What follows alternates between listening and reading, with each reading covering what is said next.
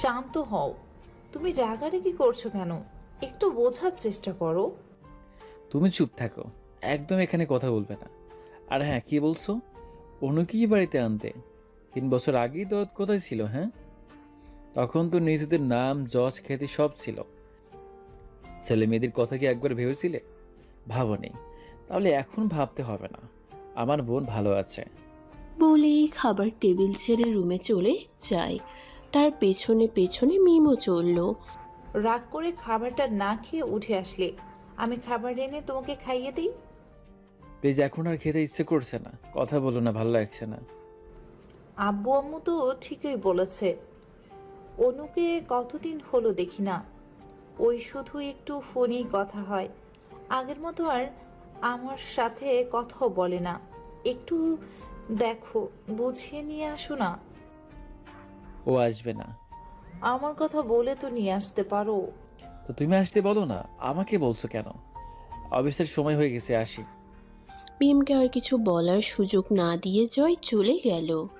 প্রতিদিনকার মতো আজকে মিমের কপালে আর চুমু খেলো না জয়। আপনি আজকে বাড়িতে আসেন, তারপর আর কথা বলবো না। তার ভাবনার মাঝে জয় কোথা থেকে উদয় হয়ে টুক করে কপালে চুমু খেয়ে আবার চলে গেল। মিম মুচকি একটা হাসি দিল। আপু, আপনি এত বই কেমনে পড়েন? আমার তো একটুও ভালো লাগে না বই পড়তে, বিরক্ত লাগে।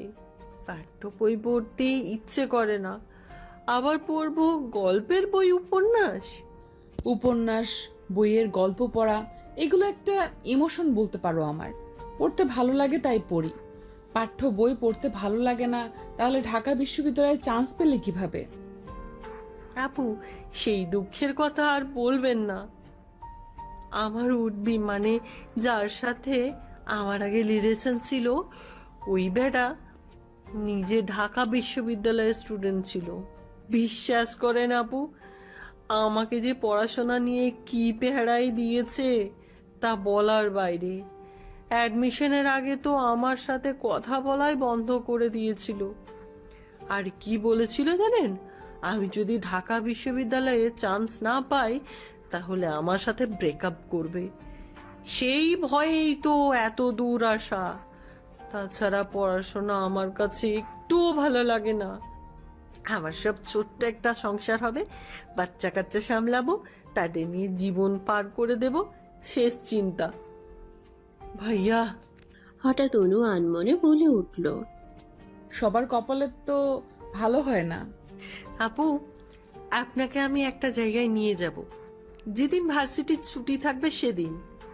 আপনার জায়গাটা খুব পছন্দ হবে। বিশেষ করে উপন্যাস, গল্প প্রেমিক মানুষদের জন্য এই জায়গাটা বানানো হয়েছে।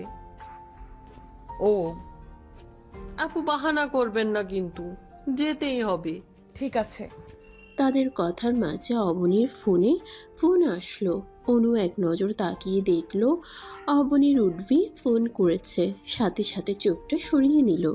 কিছু একটা মনে পড়তেই চোখ বন্ধ করে দিল। সেই সাথে চোখের কার্নিশ বেয়ে পড়ল এক ফোঁটা নোনা জল।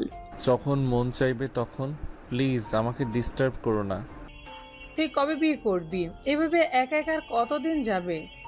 মা চলে গেছে আজ 1 বছর হলো। মায়ের কত শখ ছিল তোর বিয়েটা দেখে যাবে, তবুও তুই বিয়েটা করলি না। এখনো সেই জায়গায় পড়ে আছিস কেন? কারণ দোষটা তো তার ছিল না, দোষটা তো আমার ছিল। প্লিজ ভাই, বিয়েটা করে নে। দেখ, তোর সাথে যত বন্ধু বান্ধব আছে সবাই বিয়ে করে নিচ্ছে। রুবেল, রাহাত সবাই বিয়ে করে নিয়েছে। রনির তো বিয়ে ঠিক হয়ে আছে, কিছুদিন পর বিয়ে করে নেবে, রাহাতের বেবি হবে। আর তুই, সেই তোর আসবে না? তার স্মৃতি নিয়ে কাটিয়ে দিতে পারবো। এভাবে একা একা থাকা যায় না। মা মরে গিয়েছে, ভালো হয়েছে।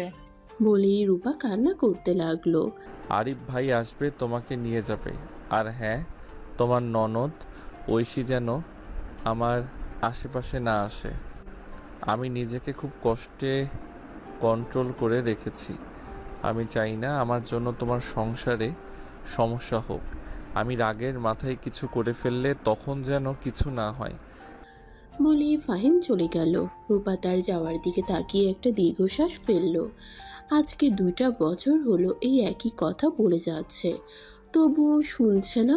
বাহিরে হঠাৎ কলিং বেল বেজে উঠতেই দরজা খুলে দেখলো আরিফ দাঁড়িয়ে আছে। আমার বাবু আর বাবুর আম্মু কেমন আছে? আলহামদুলিল্লাহ ভালো।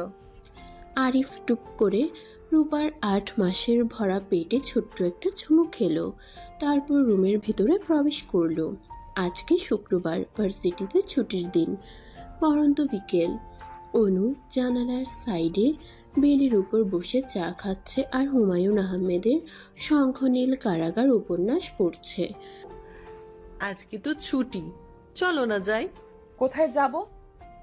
তোমাকে না বলেছিলাম আপু যেদিন ছুটি থাকবে সেদিন তোমাকে একটা জায়গা নিয়ে যাব, তো আজকে তোমাকে সেখানে নিয়ে যাব। থাক, অন্য একদিন যাওয়া যাবে। আপু তুমি কিন্তু আমাকে কথা দিয়েছিলে, এখন অন্য কথা বলছো। ওয়াদা ভঙ্গকারীকে কিন্তু আল্লাহ পছন্দ করেন না। অবনীর কথার কাছে হারমিনা অগত্যা অনু তৈরি হওয়ার জন্য চলে গেল। দুজনে একসাথে বের হলো তাদের গন্তব্যে। নুফার কফি হাউস। হ্যাঁ, এটা কফি হাউস। এটা শুধুমাত্র উপন্যাস আর গল্প প্রেমিকদের কথা মাথায় ডেকোরেশন করা হয়েছে। চলো ভেতরে যাই। কফি হাউসের ভেতরে প্রবেশ করতেই অনুর মনে হলো সে যেন অন্য জগতে চলে আসছে। অন্যান্য কফি হাউসের মতো মোটেই এই কফি হাউস না। চেয়ার টেবিলের বদলে নিচে বসার ব্যবস্থা, খুব বেশি সিট নেই। বেশিরভাগ সিট একজন করে বসা যাবে, আর কিছু সিট আছে 2জন করে বসা যাবে, এর বেশি মানুষ বসা যাবে না। এখানে বসে মনে হবে অন্য এক জগতে চলে আসছে। সবাই নীরব হয়ে কফি খাচ্ছে আর বই পড়ছে। কফি হাউসটা ঘুরে ঘুরে দেখলো অনু। এক সাইডের বিশাল দেওয়ার জুড়ে শুধু গল্প আর উপন্যাসের বই, তার সাথে তো হলদে আর সাদা আলো মিশিয়ে অন্য এক পরিবেশ তৈরি হয়েছে। কফি হাউসটা আসলেই সুন্দর। আমাদের ঢাকায় এত সুন্দর কফি হাউস আছে কখনো জানা হয়নি। কফি হাউসটা মাত্র 2.5 বছর হলো হয়েছে আপু। সম্পূর্ণ ঢাকায় কয়েকটা কফি হাউস আছে এরকম, তো কেউ এটা অফিসিয়াল ভাবে প্রচার করেনি। যাদের ভালো লাগে তারা আসে, মানুষের মুখে মুখে যতটুকু প্রচার হয়েছে ততটুকুই। ওরা মানে? এই আইডিয়া সম্পূর্ণই ফাহিম ভাইয়ার।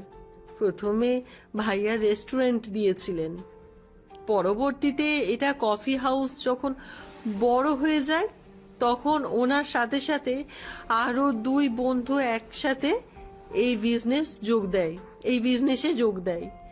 কারণ ভাইয়া একা একা সবকিছু সামলাতে পারছিল না। এখন প্রায় সম্পূর্ণ ঢাকায় 10টা মতো এই কফি হাউস আছে। আগামী বছর নাকি ঢাকার বাইরে আরো কয়েকটা এরকম কফি হাউস ওপেন করবে। ফাহিম নামটা শুনে তার বুকের মধ্যে ছ্যাদ করে উঠল, তবুও নিজেকে বোঝালো হয়তো অন্য কেউ হতে পারে। একই নাম তো অনেকেরই থাকে।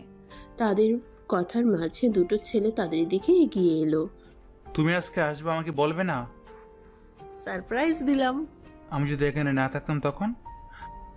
না থাকলে না থাকতে। আপুকে সাথে করে নিয়ে এসেছি, আপুর সাথে আড্ডা দিতাম। আসসালামু আলাইকুম ভাবি, কেমন আছেন? আসসালামু আলাইকুম ভাইয়া, ভালো আছি। আপনাকে না বলেছি আমাকে ভাবি বলবেন না, ছোট বোনের মতো দেখবেন। আসলে কি বলবো বলেন, বন্ধুর বউ তো ভাবি ছাড়া কিছু মাথায় আসে না। এই যে আজকে আমাদের সাথে নতুন সদস্য এসেছে, এনাকে দেখতে পাচ্ছেন? ইনি হচ্ছেন আমার রুমমেট প্লাস বড় আপু, অনু ইসলাম। সরি, আর আপু ও হচ্ছে রানী, আমার উঠবে। আসসালামু আলাইকুম আপু। ওয়ালাইকুম আসসালাম। কেমন আছেন আপু? এই তো ভাইয়া, ভালো আছি। আপু আমাদের ভাইয়া বলবেন না, আপনি তো অবনীর বড় আপু হন, সেক্ষেত্রে আমাদের নাম ধরে রাখতে পারেন। সেটা কেমন করে হয় ভাইয়া? আমি হয়তো আপনাদের সম্পর্কে বড় হতে পারি, কিন্তু বয়সও তো আপনার আমার থেকে বড়, তাই আপনি আমাকে নাম ধরেই ডাকতে পারেন। আমি কিছু মনে করব না, আমাকে ছোট বোনের মতো দেখেন তাহলেই হবে। অনুর কথা শুনে রনি আর রাহাত মুচকি হাসলো। আচ্ছা, ফাহিম ভাইয়া কোথায়? তাকে তো দেখছি না। ফাহিম আজকে ঢাকার ভিতরে যতগুলো কফি হাউস আছে আমাদের সবগুলোই দেখতে গেছে। ভাইয়া একা একা সব কাজ করে আর তুমি বসে থাকো। তোমার উর্বি অনেক কাজ করে বুঝছো। আজকে আমার দায়িত্ব এই কফি শপের। তাহলে থাকো তোমরা, আমি আসছি। ঠিক আছে। বলেই চলে গেল রাহাত। অবনী জিজ্ঞেস করলো, রাহাত ভাইয়া কোথায় গেল? রাহাত এখান থেকে মিরপুর 10-এ যাবে, তারপরে সেখানে আমাদের কফি হাউসে কিছু কাজ আছে, তারপর বাড়িতে চলে যাবে। এখনো কি বেশি কাজের চাপ দেওয়া হয় না? অন্ত প্রেগনেন্ট, তাই রাহাত সব সময় ওর সাথে থাকে আর আমরা দুজন বাকি সব কাজ সামলাই। ও, তাহলে তোমরা দুজন বসো, ওইটাই অর্ডার দিচ্ছ। না থাক, আপনি আমাকে বাহিরে ঘুরিয়ে নিয়ে যাবেন না এখন। আপু তাহলে একা একা কিভাবে থাকবে? আপু খুব উপন্যাস প্রেমিক, আপুর একা একা থাকতে সমস্যা হবে না। না, আপনারা দুজন যান, ঘুরে আসেন, আমার কোনো সমস্যা হবে না। আমার সাথে 1 কাপ চা আর একটা উপন্যাস বই হলেই হয়ে যাবে। আর হ্যাঁ ভাইয়া, আমার জন্য কোনায় একটা বসার ব্যবস্থা করবেন। ঠিক আছে, কোনো সমস্যা নেই। আমি আপনাকে সব গুছিয়ে দিয়ে তারপর যাচ্ছি। সবকিছু গুছিয়ে দিয়ে রনি আর অবনী ঘুরতে চলে গেল আর অনু চুপচাপ বসে উপন্যাস উপভোগ করতে লাগলো। অবনী, জানো অনু আপুকে আমার ফাহিমের জন্য পছন্দ হয়েছে। দুজনকে একসাথে খুব মানাবে, তাই না? ওই শালা তো একটা প্রেমও করবে না, ওরে দৌড়ে বেঁধে বিয়ে দিতে হবে। অনু আপু তো ডিভোর্সি। কি বললে? হ্যাঁ, অনু আপু ডিভোর্সি। কই, তুমি তো কখনো আমাকে বলনি। বলবে তো কি হয়েছে, আজকে বললাম। তবে এখানে অনু আপুর কোনো দোষ নেই জানো। আপুর হাজবেন্ড নাকি অনেক খারাপ ছিল, তাকে শারীরিক মানসিকভাবে অনেক অত্যাচার করেছে। আপু বর্তমানে 3য় বর্ষে পড়তো, কিন্তু এই ঝামেলার কারণে 1 বছর পড়াশোনা গ্যাপ গেছে। জানো কি মনে হয়, এসব ছেলেদের মেরে ফেলে দেওয়া উচিত। যাই হোক, আমার আশাটাও ভেঙে গেল। কেন ভেঙে যাবে? কেন? অনু আপুর ডিভোর্সি বলে? ফাহিমের ভালো ভালো মেয়ে চোখে পড়ে না, আর আপু তো ডিভোর্সি। তবে যদি ও পছন্দ করে তাহলে কারো আপত্তি নেই। ও, প্রায় 2 ঘন্টা পরে অবনী অনুকে ফোন দিয়ে বাহিরে আসতে বলল। সবকিছুর বিল মিটিয়ে বাহিরে এলো। অন্যদিকে অনু বের হয়ে যেতে আসতেই ফাহিম কফি শপের ভিতরে ঢুকলো। হঠাৎ করে ফাহিমের বুকের হৃদযন্ত্রের গতি বেড়ে গেল। মনে হলো আপন কেউ তার খুব কাছে দিয়ে চলে গেল। ফাহিম মনে মনে আওড়ালো, না না, এসব কি ভাবছি আমি? সে তো সুখে সংসার করছে, সেখানে কোথা থেকে আসবে? অনু বাহিরে আসতেই দেখলো রনি আর অবনী দাঁড়িয়ে আছে। কাছে এগিয়ে যেতেই রনি তাদের দুজনকে অটোতে উঠিয়ে দিল। কি রে, তুই কখন আসলি? মাত্রই আসলাম। আর একটু আগে আসলে তোকে একজনের সাথে পরিচয় করে দিতাম। কে? অবনীর রুমমেট। মেয়েটা এত মিষ্টি দেখতে, তোর জন্য পছন্দ করেছি। তুই তো আর কাউকে পছন্দ করিস না, কিন্তু সমস্যা একটাই, মেয়ে ডিভোর্সি। মেয়েটার হাজব্যান্ড নাকি খুব খারাপ ছিল। আমার খুব কষ্ট লাগলো।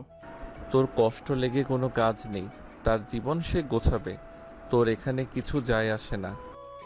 তাদের কথার মাঝে একজন ওয়েটার এসে বলল, স্যার, আপনি ওই ম্যাডামের থেকে বিল নিতে নিষেধ করেছিলেন। ম্যাডাম জোর করে বিল দিয়ে গেছে, আমি নিতে চাইনি। আচ্ছা, সমস্যা নেই, তুমি চাও। ওয়েটার চলে যেতেই রনি বলে উঠল, দেখেছি মেয়েটা কত ভালো, আর তার কপালটাই খারাপ। এখানে অন্য কোনো মেয়ে হলে বিল না দিয়ে চলে যেত। যা, কাজে মন দে, এতগুলো গুণগান গাইতে হবে না। রাতে বিছানায় পাশের জানালায় হেলান দিয়ে বসে থেকে আকাশের দিকে তাকিয়ে থেকে আনমনে ভাবছে। বারান্দা থেকে হাসির আওয়াজ আসছে, হয়তো অবনী তার প্রিয় পুরুষের সাথে কথা বলছে। ভাবতে একটা দীর্ঘশ্বাস ফেললো অনু। আজকে বিকেলে তার কেমন যেন একটা অনুভূতি হয়েছিল কফি হাউস থেকে বের হওয়ার সময়। এই অনুভূতির সাথে আজ থেকে প্রায় 3.5 বছর আগে পরিচিত হয়েছিল। সে এখন ডিভোর্সি, এসব ভাবনা তার মানায় না। ভাবতে ভাবতেই কান্নাগুলো দলা পাকিয়ে আসলো। সেই দিনের পরে কেটে গেছে 6 দিন। এই 6 দিন সবার ব্যস্ততম দিন কেটেছে। ক্লাস, প্রাইভেট, পড়ানো, নিজের পড়াশোনা সব কিছু নিয়ে দৌড়াদৌড়ি করতেই কখন যে 6টা দিন পার হয়ে গেল বুঝতেই পারল না। আজকে ছুটির দিন, অবনী নেই। নেই বলতে মূলত তার একান্ত পুরুষের সাথে ঘুরতে গেছে। কেমন যেন ভালো লাগছে না, তাই মনে হলো একটু বের হবে, একা একা একটু ঘোরাফেরা করবে। যেই ভাবে সেই কাজ। সাদামাটা ভাবে হাতে একটা ব্যাগ নিয়ে বেরিয়ে পড়ল।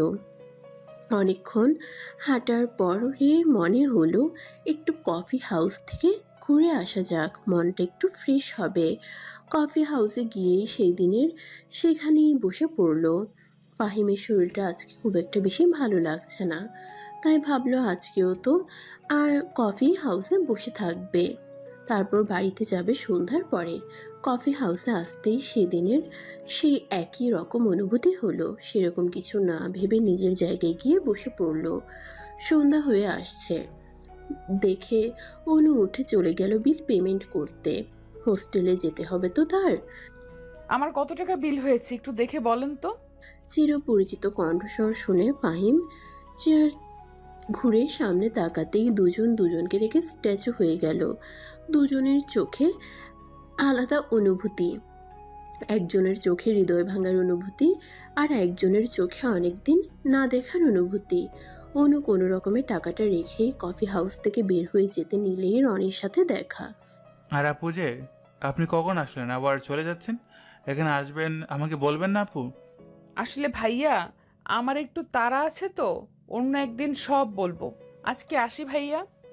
বলি তাড়াহুড়ো করে তাড়াতাড়ি বের হয়ে চলে গেল অনু। রনি আর মাথা না ঘামিয়ে ভিতরে চলে আসলো ফাহিমের কাছে। এসে দেখলো ফাহিম কেমন যেন স্ট্যাচু হয়ে আছে। কিরে, তোর আবার কি হলো? এভাবে বসে আছিস কেন? রনি হাত দিয়ে ফাহিমকে ধাক্কা দিল। ধাক্কা খেতেই ফাহিমের সম্বিত ফিরে এলো। টেবিলের উপর তাকিয়ে দেখলো একটা 500 টাকার নোট পড়ে আছে। কিরে, এভাবে হাবলার মতো বসে আছিস কেন? সেই কখন থেকে ডাকছি, প্রশ্ন করছি, কোনো উত্তর দিচ্ছিস না। কি এমন ভাবছিস? আর টেবিলের উপর 500 টাকা পড়ে আছে, তোকে বিল দিয়েছে? টাকাটা অনুর। তুই অনুর থেকে টাকা কেন নিলি? কোনোদিনও আর তোকে টাকা নিতে হবে? মানে তুই অনুকে চিনিস? একটু আগে বের হয়ে গেলে ওই মেয়েটার কথা বলছিস না?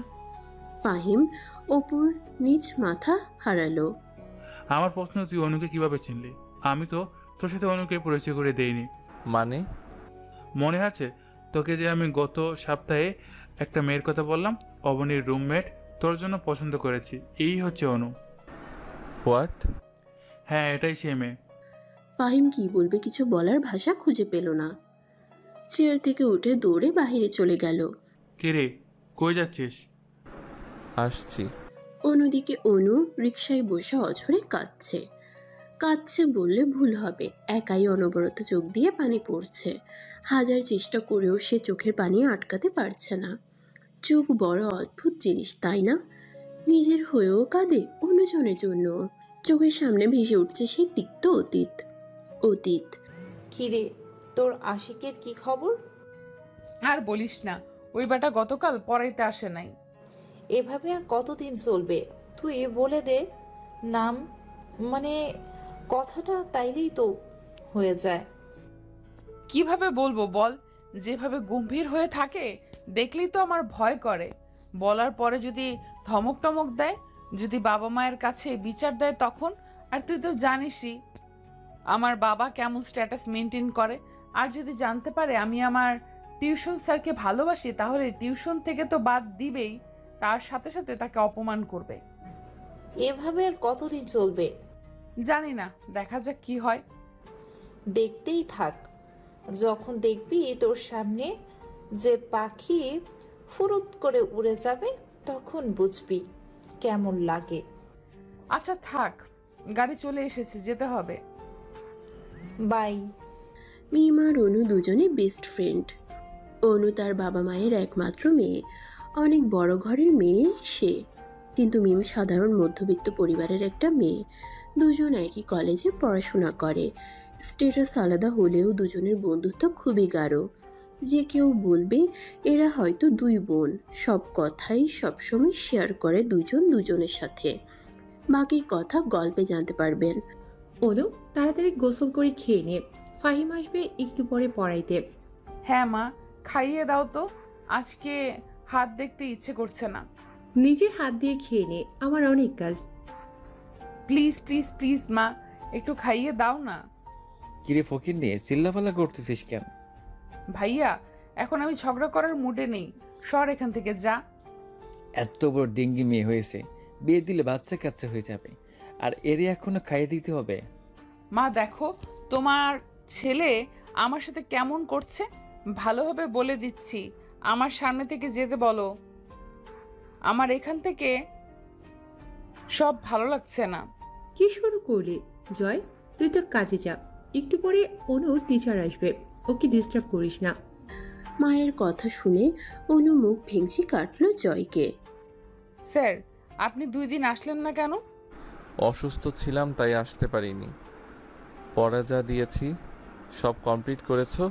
ফাহিমের গম্ভীর কণ্ঠস্বর শুনে অনু আর কিছু বলার সাহস পেল না।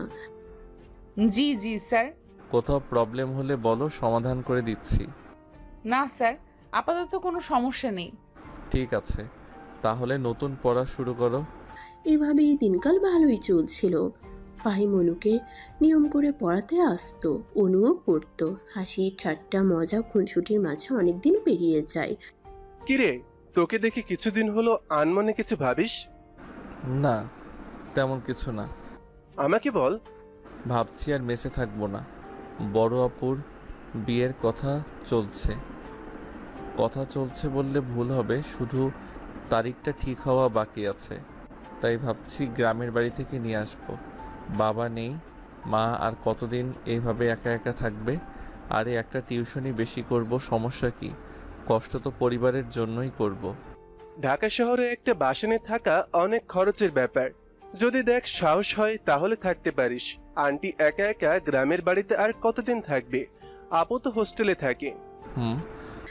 রাহাতের সাথে ফাহিম আসল কথাই শেয়ার করেনি। সে চায় না তার অনুভূতির কথা অন্য কেউ জানুক। তোমার 4 দিন ছুটি। কেন স্যার? আমার বোনের বিয়ে, তাই গ্রামের বাড়িতে যাব। আমাকে দাওয়াত দিলেন না স্যার? চলে এসো। স্যার, এই বইটার 174 নাম্বার পেজে আমার একটু সমস্যা আছে, আজকে তো একটু বুঝিয়ে দিতে পারবেন? সময় না হলে একটু বুঝিয়ে দিতেন। এখনই বের করে বুঝিয়ে দিচ্ছি। না না স্যার, বুঝিয়ে দিতে হবে না এখন, পরে বুঝিয়ে দিয়েন, আমার কোনো সমস্যা নেই। ফাহিম আর কোনো কথা না বাড়িয়ে চলে যাওয়ার জন্য বের হতেই ড্রয়িং রুম থেকে আকাশ চৌধুরী ডাক দিল। তোমার বেতনটা নিয়ে যাও। জি। অনু পড়াশোনা কেমন করে? জি স্যার, আলহামদুলিল্লাহ ভালোই পড়াশোনা করে। ব্যাপারটা যেন পড়াশোনার মধ্যেই থাকে, এর বাইরে যেন না যায়। জি স্যার, কি বললেন বুঝতে পারলাম না। তুমি এখন আসতে পারো। ফাহিম আকাশ চৌধুরীর কথার মানে কি বুঝেছে, কিন্তু না বোঝার ভান করে বের হয়ে গেল। আকাশ চৌধুরীকে তার কোনো কালই পছন্দ না। মানুষের টাকা পয়সা থাকলেই তার মন বড়, এটা সম্পূর্ণ মিথ্যে কথা।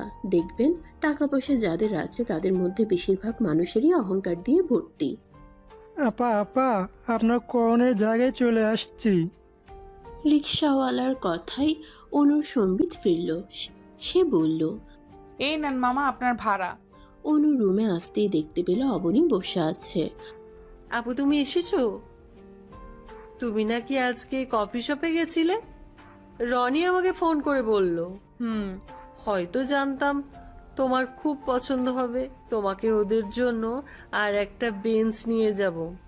অবনী, পরে কথা বলি, বাইরে অনেকক্ষণ ছিলাম তো, ভালো লাগছে না, ফ্রেশ হব। দেখেছো আপু, আমিও না কত পাগল। তুমি বাইরে থেকে এসেছো, তোমার সাথে আমি কথা জুড়ে দিয়েছি। যাও ফ্রেশ হয়ে এসো, আজকে খাবারটা আমি রান্না করছি। ও। অনু কিছু না বলে সরাসরি ওয়াশরুমে চলে গেল। ঝর্ণা ছেড়ে ঝর্ণার নিচে চুপচাপ বসে রইল। স্যার, 174 নাম্বার পৃষ্ঠা দেখেছিলেন? পড়াশোনায় মনোযোগ দাও, সামনে অনেক সময় পড়ে আছে। আমাকে তো আনসার দিলেন না। এই তোমার বয়স কত? এই সময় যেটাকে ভালোবাসা মনে হয় সেটা একটা মোহ। থাপড়িয়ে গাল লাল করে দিব। বেশি বাড়াবাড়ি করলে পড়াতে আসবো না। আর এমনি তো আমার এখানে পড়ানোর ইচ্ছা নেই। তোমার বাবার যে ব্যবহার। চুপচাপ পড়ো। এভাবেই চলতে লাগলো সবকিছু।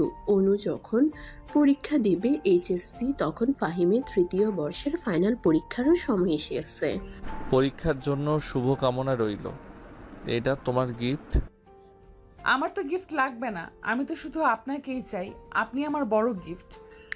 অনুর কথা শুনে ফাহিম খুব কষ্টে নিজের রাগ নিয়ন্ত্রণ করলো, কারণ সে চাচ্ছে না কোনো একটা অঘটন ঘটে যাক, অনুকে বকা দিক।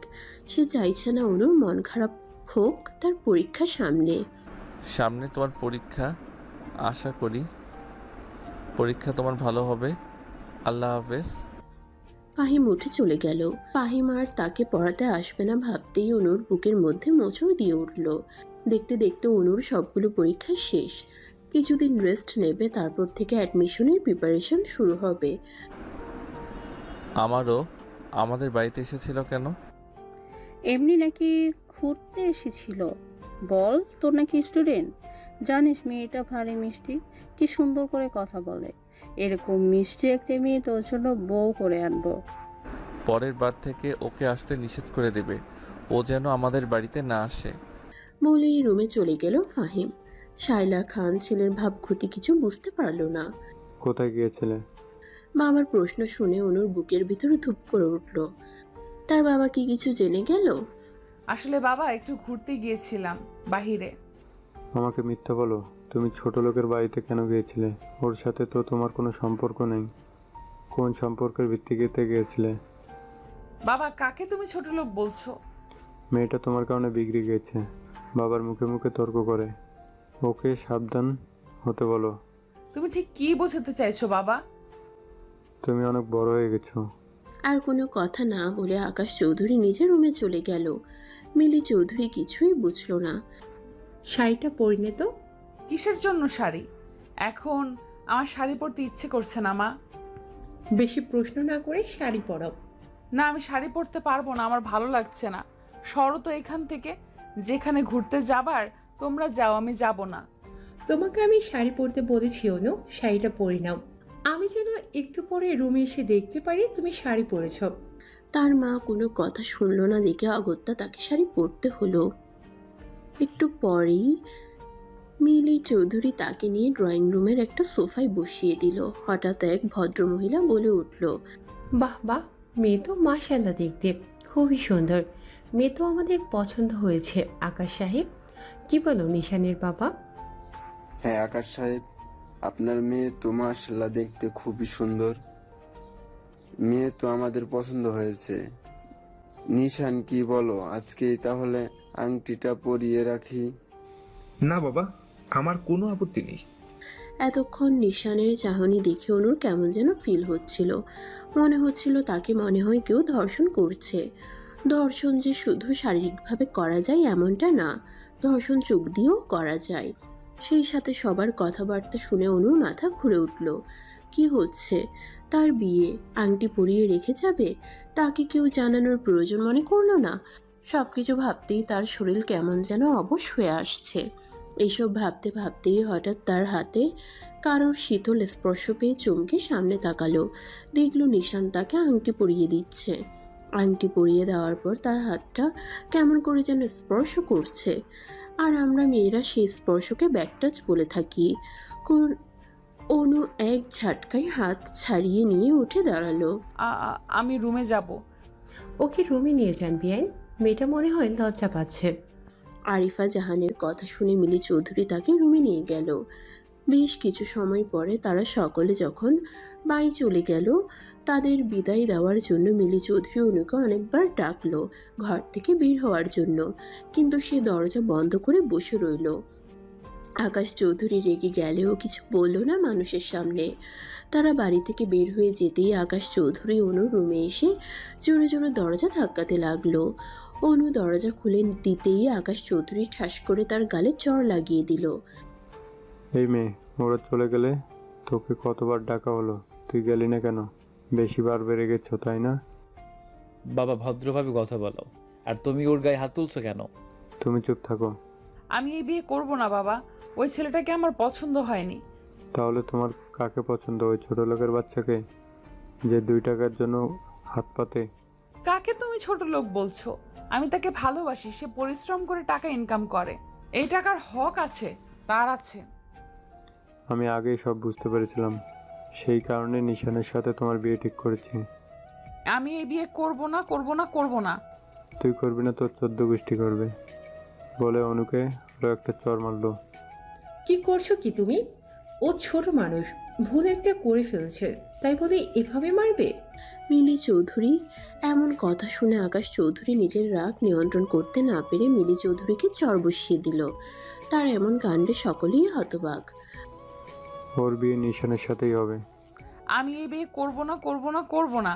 আমার বোন যখন বলেছে এই বিয়েও করবে না, তাহলে তুমি কিছুতে জোর করে ওকে বিয়ে দিতে পারবে না আমি থাকতে। কামাই করার মুহূর্ত নেই, বাপের টাকায় বসে আরামায়েশ করে খাওয়া দাওয়া করছো, আবার বড় বড় লেকচার দাও।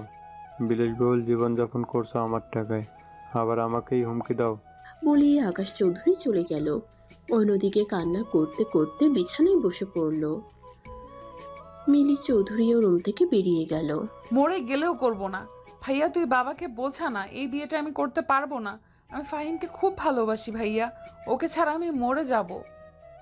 তোর ভাই থাকি তোর কোনো চিন্তা নেই, বিশ্বাস কর আমি আমার সর্বোচ্চ চেষ্টা করব। এখন কান্না থামা। জয়ের কথায় অনু কান্না দিয়ে থামিয়ে দিল। লো জয়, কিসের জন্য ডেকেছিলে? কি এমন জরুরি কথা? দেখেন ভাইয়া, আমি সরাসরি কথা বলতে পছন্দ করি। আমার বোনকে বাড়ি থেকে এগিয়ে যাওয়ার জন্য ছেলে দেখা হয়েছে, কিন্তু আমার বোন আপনাকে ভালোবাসে। আমি ভাই হিসেবে চাইবো যেন আমার বোন কোনো কষ্ট না পায়। জয়ের কথা শুনে ফাহিমের বুকের ভিতর থুপ করে উঠল। অনুর বিয়ে ঠিক হয়ে গেছে কিভাবে? ফাহিম নিজেকে শান্ত করে বলল, বিয়ে ঠিক হয়েছে ভালো কথা, তোমার বোনকে বিয়ে করে নিতে বলো। আর তোমার বাবা এটা কখনোই মানবে না। আমার বাবা মানলো কি না মানলো সেটা আমি জানি না, আমি শুধু জানি আপনি আমার বোনকে বিয়ে করবেন যে কোনো মূল্যে। দেখো, ভালো করে ভেবে দেখো সব কিছু। আমি পরিবারের রহমতে বিয়ে করতে পারবো না। তোমার বোন ছোট মানুষ, কিছুদিন পরেই তার অনুভূতিগুলো ফিটে হয়ে যাবে। তোমাদের মতো ভালো লাইফস্টাইল তোমার বোনকে আমি দিতে পারবো না। আমার কাছে উঁচু নিচু বড় কথা নয়, আপনি শুধু আমাকে এতটুকুই বলেন, আপনি কি আমার বোনকে ভালোবাসেন? ভালোবাসি কি না জানি না, তবে হয়তো অনুভূতি আছে। তাহলে আমাকে কথা দিন আমার বোনকে বিয়ে করবেন। কথা দিলাম। ভাইয়া বাবা এগুলো কি বলছে? আমার নাকি আগামীকালই বিয়ে। ভাইয়া আমি মরে যাব। বুড়ি কান্না করে না, তোর ভাইয়া আছে না, আমি ফাহিমের সাথে কথা বলেছি। ফাহিম ভাই তোকে বিয়ে করতে রাজি হয়েছে। কালকে পার্লার থেকে আসার সময় আমি তোকে পালাতে সাহায্য করব। সব কিছু নিয়ে রেডি হয়ে থাকিস। অনু উপর নিচ মাথা নাড়ালো।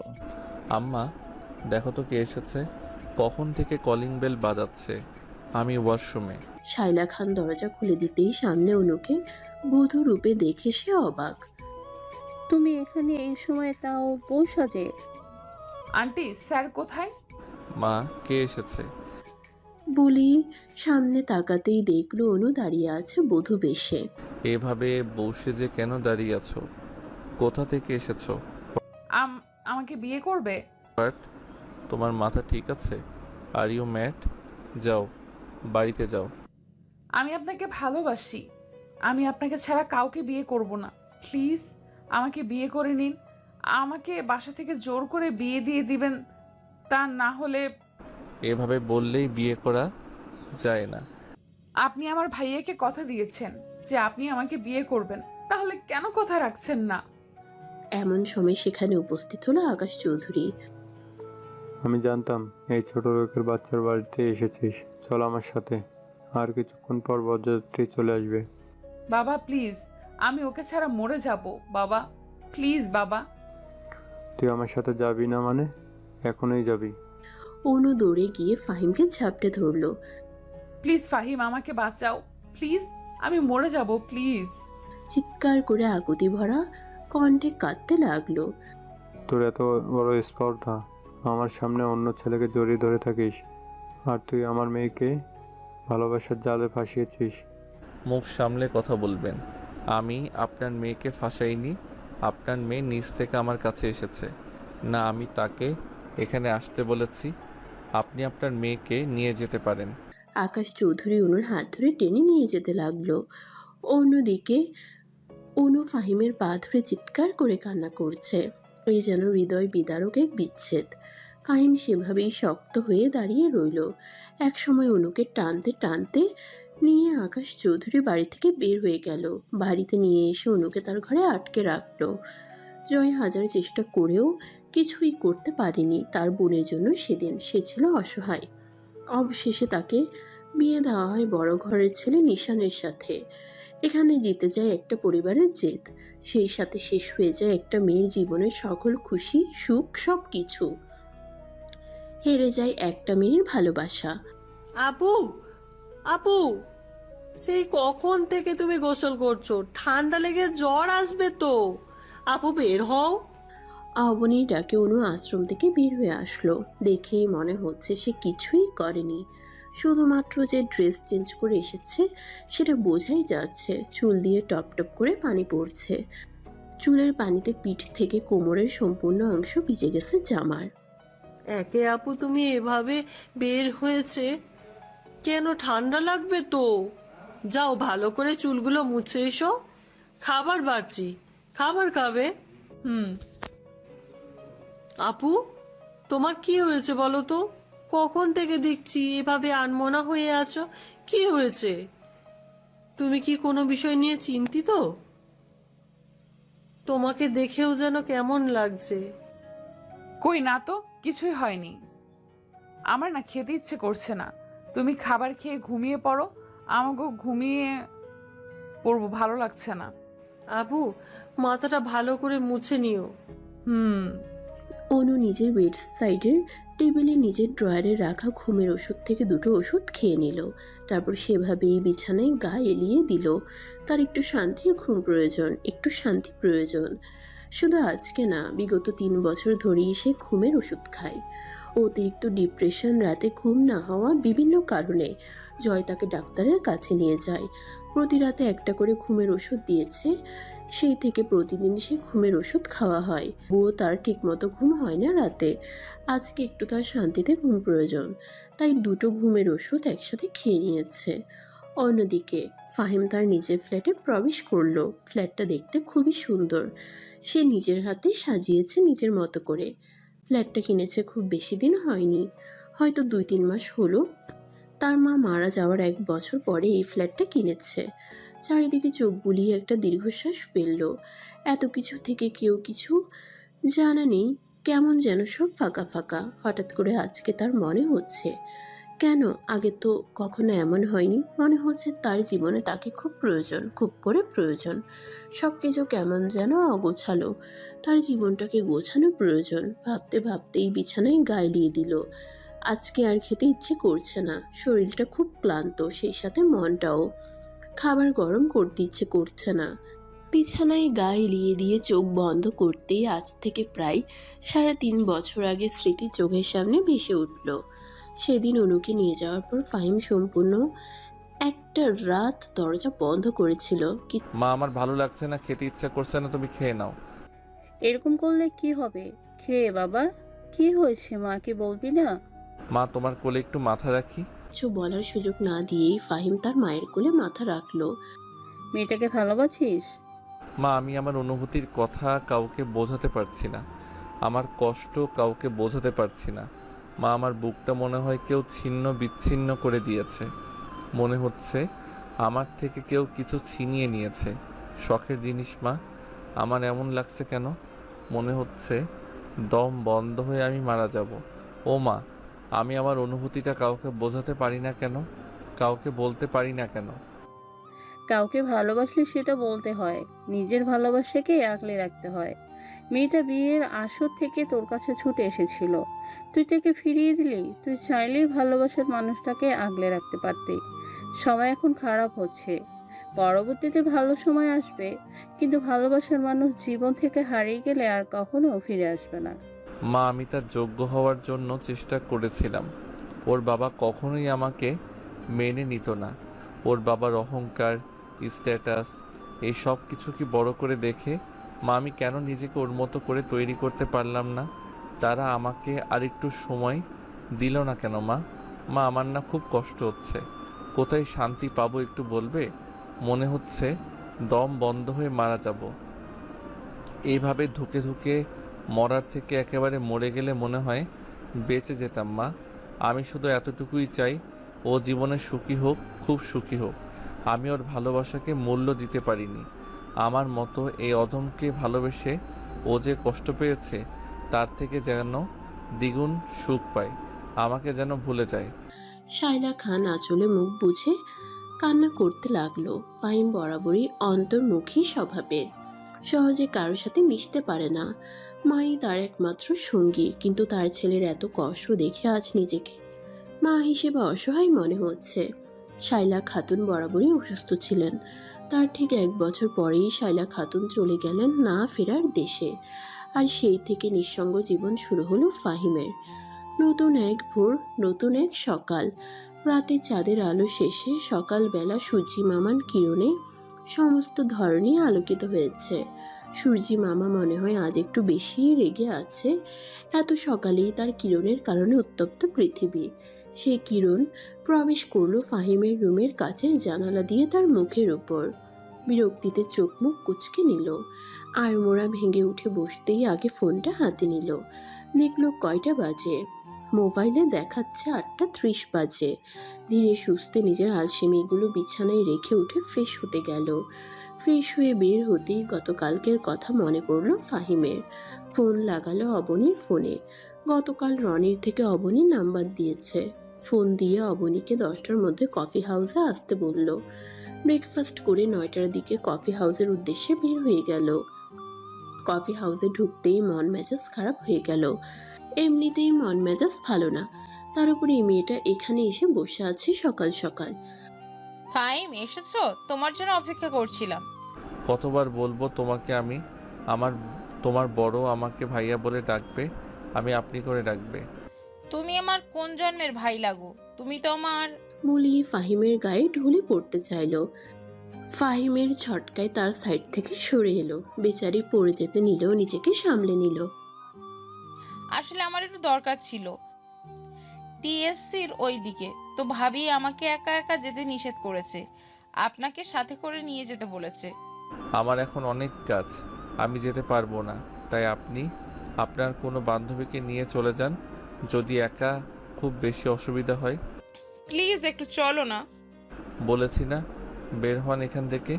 আমি এখানে কোনো সিন ক্রিয়েট করতে চাচ্ছি না। নাও লিভ। ফাহিমের রাগান্বিত চেহারা দেখে ঐশী আর কিছু বলার সাহস পেল না। সে চুপচাপ করে সেখান থেকে বের হয়ে গেল। কি রে, এই মেয়েরা সকাল সকাল এখানে কি করছে? আজ তো একটা গায়ে ভরা টাইপের মেয়ে, এই দেখলেই আমার রাগ ওঠে। কথা বলিস না তো। সরি, এখান থেকে এমনিতেই মন মেজাজ খারাপ, তার উপর এই মেয়ে সকাল সকালে এসে মন মেজাজ আরো খারাপ করে দিল। আজকের দিনটাই মনে হয় কুফা যাবে আমার। আরে রেগে যাচ্ছিস কেন? কত চলে গেছে। তুই নাকি আপনি কি আসতে বলেছিস? কেন? অবনী আসুক, তারপরে দেখতে পাবি কিসের জন্য আসতে বলেছি। এখন যা কাজ কর। বেচারা রনি আর বেশি ঘাটালো না। গতকাল থেকেই দেখছে ফাহিমের মন মেজাজ খারাপ, তাই সে নিজের কাজে চলে গেল। ভাইয়া আসবো? হ্যাঁ, ভেতরে এসো, তোমার জন্য অপেক্ষা করছিলাম। অবনী দেখলো রনিও ফাহিমের সাথে বসে আছে রুমে। রুম বললে ভুল হবে, এটা তাদের ছোটখাটো একটা অফিস রুম। অবনীকে রনির পাশে বসলো। জি ভাইয়া, বলেন কি বলবেন? কি কারণে এত জরুরি ভাবে ডাকলেন? অনুকে তুমি কতদিন ধরে চেনো? আপু? আপুকে 1.5 বছর হলো চিনি। এতদিন হলো চেনো? ওই কখনো তো বলনি। আসলে ওইভাবে পরিচিত হয়ে উঠিনি, যার কারণে বলা হয়নি। আমি যখনই অ্যাডমিশন দিতে আসি এখানে, তখন এই হোস্টেলে উঠি আপুর রুমে। তখন তো পড়াশোনা নিয়ে খুব ব্যস্ত ছিলাম, তাই আপুর সাথে তেমন কথা হতো না। তারপরে পরীক্ষা শেষে বাসায় চলে গেলাম। ঢাকা থেকে চান্স এলো, তখন আবার চলে আসলাম। এর মধ্যে খোঁজ নিয়ে দেখি আপুর রুম খালি আছে। ভাবলাম আগে থেকে একটু চেনা জানা, তাহলে সেখানে উঠি। আবার যেখানে উঠে পড়লাম, আবার সেখানে উঠে পড়লাম। এরপরে খুব বেশি কথা হয়নি আপুর সাথে। আবু সবসময় নীরব হয়ে থাকতো, নিজের মতো করে থাকতো। আমারও ভয় লাগতো, তাই তেমনটা মিশতাম না। এই টুকটাক কথা যেমন তেমনটাই হতো। এভাবে আরো 6 মাস কেটে গেল। তারপর আপনি হয়তো জানেন, একদিন আমার খুব জ্বর এসেছিল। রনি হয়তো আপনাকে বলেছে, সেদিন রাতে আপু সারা রাত আমার যত্ন করেছে। সেই থেকে আপুর সাথে আমার ধীরে ধীরে ভালো একটা সম্পর্ক গড়ে উঠেছে। তারপরে এখানে নিয়ে আসলাম সবার সাথে পরিচয় করিয়ে দেওয়ার জন্য। তুমি জানলে কিভাবে অনুর ডিভোর্স হয়ে গেছে? আপু যেটি বলছি, এটা আমি জানতাম না। আমি তো ভেবেছিলাম আপু অবিবাহিত, পড়াশোনার জন্য মনে হয় হোস্টেলে থাকে। একদিন হঠাৎ করে আমি আর আপু বের হয়েছিলাম। একটা ছেলে আপুকে ডিভোর্সি বলে। ছেলেটা ছিল আপুর এক্স হাজবেন্ড। সেই দিনই আমি জানতে পারি আপু ডিভোর্সি। তারপর ধীরে ধীরে বুঝতে পারলাম আপু তার পরিবারের সাথে সম্পর্ক ভালো না, তাই হোস্টেলে থাকে। আপু নাকি অনেক বড় ফ্যামিলির মেয়ে, তবুও সে তার ফ্যামিলি থেকে কোনো টাকা নেয় না চলাচলের জন্য। আপুকে শুধু দেখি তার ভাই জয় ভাইয়ের সাথে কথা বলতে, আর তার ভাবি মিম, এই দুজনের সাথেই কথা বলে। বাবা মার সাথে কখনো কথা বলতে দেখিনি আপুকে। হয়তো বাবা মার ওপরে রাগ করে আছে। একদিন জয় ভাইয়া আপুকে অনেক টাকা পাঠিয়েছিল, প্রায় 1020 টাকা। সেদিন আপু ফোন দিয়ে জয় ভাইয়াকে অনেক কথা শুনিয়েছিল। সে নাকি টাকা নেবে না। ফোনটা লাউড স্পিকারে দেওয়া ছিল, বিদায় আমি বারান্দার থেকে সব কথা শুনতে পাই। সেদিন জয় ভাইয়া বলেছিল এটা নাকি তার ইনকাম করা টাকা। তখন আপু কিছুটা শান্ত হয়েছিল। এতটুকুই জানি, এর থেকে বেশি আর কিছু জানি না। কি কারণে ডিভোর্স হলো সেটা জানো না? না, তবে আমার মনে হয় আপুর হাজবেন্ড ভালো ছিল না। একদিন রাস্তায় অনেক সিন ক্রিয়েট করেছিল। লোকটার চাহনি কেমন যেন ছিল। তখন বুঝতে পেরেছিলাম আপুর এক্স হাজবেন্ডের চরিত্র হয়তো কোনো সমস্যা আছে। আমি একটা প্রশ্ন করি ভাইয়া? করো। আমি তো আপনাকে কখনো আপুর সম্পর্কে কিচ্ছু বলিনি, তাহলে আপুকে আপনি কি চেনেন আগে থেকে? অবনীর কথাই ফাহিম নির্দ্বিধায় উত্তর দিল। বলতে পারো তোমার আপু আমার প্রাণ ছিল। তোমরা যেটা ভেবেছো তাই হয়তো হবে। তার মানে আপনারা আগে থেকে পরিচিত? আপনাদের মধ্যে রিলেশন ছিল? রনি যে বলতো আপনি একটা মেয়েকে ভালোবাসেন, এটাই কি সেই মেয়ে? তবে আমাদের মধ্যে কোনো প্রেম ছিল না। মানে? তোমার ছোট মাথায় এসব ঢুকবে না। তুমি আনন্দ করতে থাকো, তাহলেই হবে। রনি ওকে দিয়ে। ফাহিমের কথাই দুজনেই বের হয়ে গেল। একবার হারিয়ে ফেলেছি, দ্বিতীয়বার আর তোমাকে রাতে দেব না। আজকেই জয়ের সাথে দেখা করব। জয় আমাকে সব ইনফরমেশন দিতে পারবে। কিছু একটা ভাবতেই ফাহিম মনে মনে নিজেকে প্রশ্ন করলো, অনু কি মেনে নেবে সব? কেন মেনে নেবে না? তাকে আমি মানিয়ে নেব। আমার রুমে এসো ঐশী, তোমার সাথে কথা আছে। ভাবি দাঁড়াও, বাইরে থেকে এসেছি, ফ্রেশ হয়ে তারপর তোমার কাছে আসি, তুমি একটু ওয়েট করো। বলে ঐশী তার রুমে চলে গেল ফ্রেশ হতে। হ্যাঁ ভাবি বলো, কি বলতে চেয়েছিলে? তুমি আজকে ফাহিমের সাথে দেখা করতে গিয়েছিলে, ওকে তুমি কি বলছো? কই না তো, কিছু বলিনি তো। শোনো, এসে আমি খুব ভালো করে জানি তুমি ফাহিমকে ভালোবাসো। জানি না এটাকে ভালোবাসা বলে কি না, বলতে গেলে তুমি ফাহিমকে পছন্দ করো। এখন তুমি বলতে পারো আমি কিভাবে সবকিছু জানি? আমি আগে থেকেই তোমার ব্যবহার দেখে আন্দাজ করে ফেলেছিলাম। আর নিশ্চয়ই তো সেই দিন হয়ে গিয়েছিলাম যেদিন ফাহিম আমাকে তোমার সম্পর্কে বলেছিল। ভাবি তুমি তো সবই জানো, তাহলে তোমাকে আর আমি কি বলবো? তোমার ভাই কি একটুও বোঝে না আমি তাকে ভীষণ ভালোবাসি? দেখে এসে তুমি কিন্তু সবই জানো। আমার ভাই তোমাকে পছন্দ করে না, ও ও কাউকে বিয়ে করার মতামতেই নেই। আমাকে না করে দিয়েছে, তুমি যেন আমাকে ডিস্টার্ব না করো, এতেও খুব বিরক্ত হয়। ভাবি তুমি ভেবো না তো, ওইসব নিয়ে ভেবো না তো। তোমার ভাইকে কি করে হ্যান্ডেল করতে হয় সেটা আমি খুব ভালো করেই জানি। বলেই ঐশী রুম থেকে চলে গেল। স্যার আপনার সাথে কে যেন দেখা করতে আসছে, কিন্তু অ্যাপয়েন্টমেন্ট লেটার নিয়ে আসেনি। উনি বলল ওনার নাম বললে নাকি আপনি তাকে চিনতে পারবেন। সন্ধ্যায় নিজের অফিস রুমে বসে কাজ করছিল জয়। এমন সময় এসে ম্যানেজার উপরিউক্ত কথা বলল। কে এসেছে? স্যার ফাহিম নামের কয়েকজন। পাঠিয়ে দিন। জি স্যার। আসবো। জি আসতে পারেন। ফাহিম গিয়ে জয়ের সামনে রাখা চেয়ারে বসলে। জি বলেন, এত বছর পরে আপনার কেন মনে হলো যে দেখা করা দরকার? আসলে অনুর ব্যাপারে কিছু কথা বলতে আসছিলাম। হঠাৎ করে আমাদের বোনের উপরে এত দরদ কোথা থেকে আসলো? আমি আমার বোনের সম্পর্কে কোনো কিছু বলতে ইচ্ছুক নই, আপনি আসতে পারেন। দেখো আমি জানি তুমি আমার উপর রেগে আছো, মাঝে মাঝে আমাদের সবার পরিস্থিতির শিকার হতে হয়, সেটা তো জানো। আমি মানছি আমি তোমাকে কথা দিয়ে কথা রাখতে পারিনি, কিন্তু প্লিজ আমাকে তুমি অনুর সম্পর্কে সব বলো। অনুর কেন ডিভোর্স হলো? আমি আমার বোনের সম্পর্কে কোনো কথা বলতে চাই না, ও জানলেই আমার সাথে রাগ করবে। এখানে শুধু আমি আর তুমি আছি, আমাদের মাঝে কোনো তৃতীয় ব্যক্তি নেই, তাই তুমি আর আমি ছাড়া এই কথা অন্য কেউ কখনোই জানবে না, যদি তুমি বা আমি কাউকে না বলি। জয় একটা দীর্ঘশ্বাস ছেড়ে বলতে আরম্ভ করলো।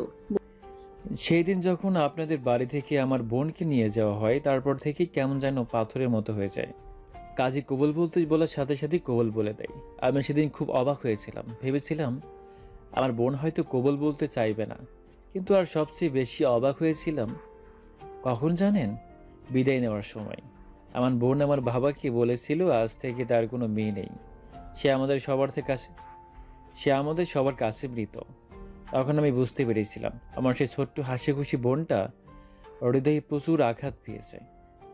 এই আঘাত হয়তো দেখা যায় না, যার আঘাত সেই দেখতে পারে, বুঝতে পারে। আমার বোনটা আঘাত পেয়ে পাথর হয়ে গেছে, তার এই সত্য হৃদয়টা এত আঘাত নিতে পারিনি, তাই হয়তো এমন বাবা হয়ে গেছিল সেদিন। মনে হয়েছিল কোনো কাঠের পুতুল। তার উপর বউ ভাতের দিন আমরা সকলে ওর বাড়িতে গেলেও ওকে আমরা আমাদের বাড়িতে আনতে পারিনি। এভাবেই কেটে গেল 6 মাস। 6 মাস কোনো খোঁজ খবর ছিল না। বিয়ের পর একবার আমাদের বাড়িতে আসেনি, কারোর সাথে যোগাযোগ করেনি। একদিন মা খুব কান্নাকাটি করেছিল, আমাকে যেতে বলে ওই বাড়িতে। আমার অনেক দেখার ইচ্ছে হলো ছোট্ট বোনটাকে। অভিমান করে আর কত, ভাবলাম বোনটার সাথে একটু দেখা করে আসি। আল্লাহ হয়তো যা করে ভালোর জন্যই করেন। সেদিন যদি আমি না যেতাম ওই বাড়িতে, তাহলে হয়তো আমার বোনটা মরে যেত। বলে একটা দীর্ঘশ্বাস ফেলল জয়। ফাহিমের বুকের ভিতরে ধক করে উঠল। মানে?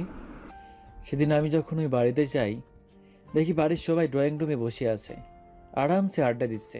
আমাকে দেখে সবাই একটু চমকে গিয়েছিল। আমি বুঝতে পেরেছিলাম, তবে সেসবই পাত্তা দেয়নি। যখন আমি জিজ্ঞেস করি আমার বোন কোথায়, তখন কেউ কোনো কথা বলে না, চুপচাপ থাকে। হঠাৎ শুনতে পারি কাউকে মারার শব্দ আসছে। একটু খেয়াল করে বুঝতে পারলাম আমার বোন যে রুমে থাকে সে রুমে। আমি তো রুমের দিকে যেতে নিলেই তারা আমাকে কি বলে জানেন? বলে স্বামী স্ত্রীর ব্যাপারে এর মধ্যে আমি যেন নাক না গলাই, এটা নাকি স্বাভাবিক। কারে কথা না মেনে আমি যখন দরজা ভেঙে রুমের মধ্যে ঢুকি, জানি না আমার বোনটাকে ওই কুত্তার বাচ্চা বেল দিয়ে জানোরের মতো মারছিল। আমার বোন সেই সময় আমাকে শুধু একবার ভাইয়া বলে ডেকেছিল, তারপরে অজ্ঞান হয়ে গেল।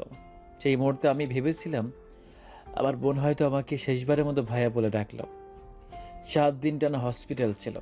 আমি যখন জিজ্ঞেস করেছিলাম আমাদের কিছু জানাসনি কেন, তখনও কি বলেছিল জানেন?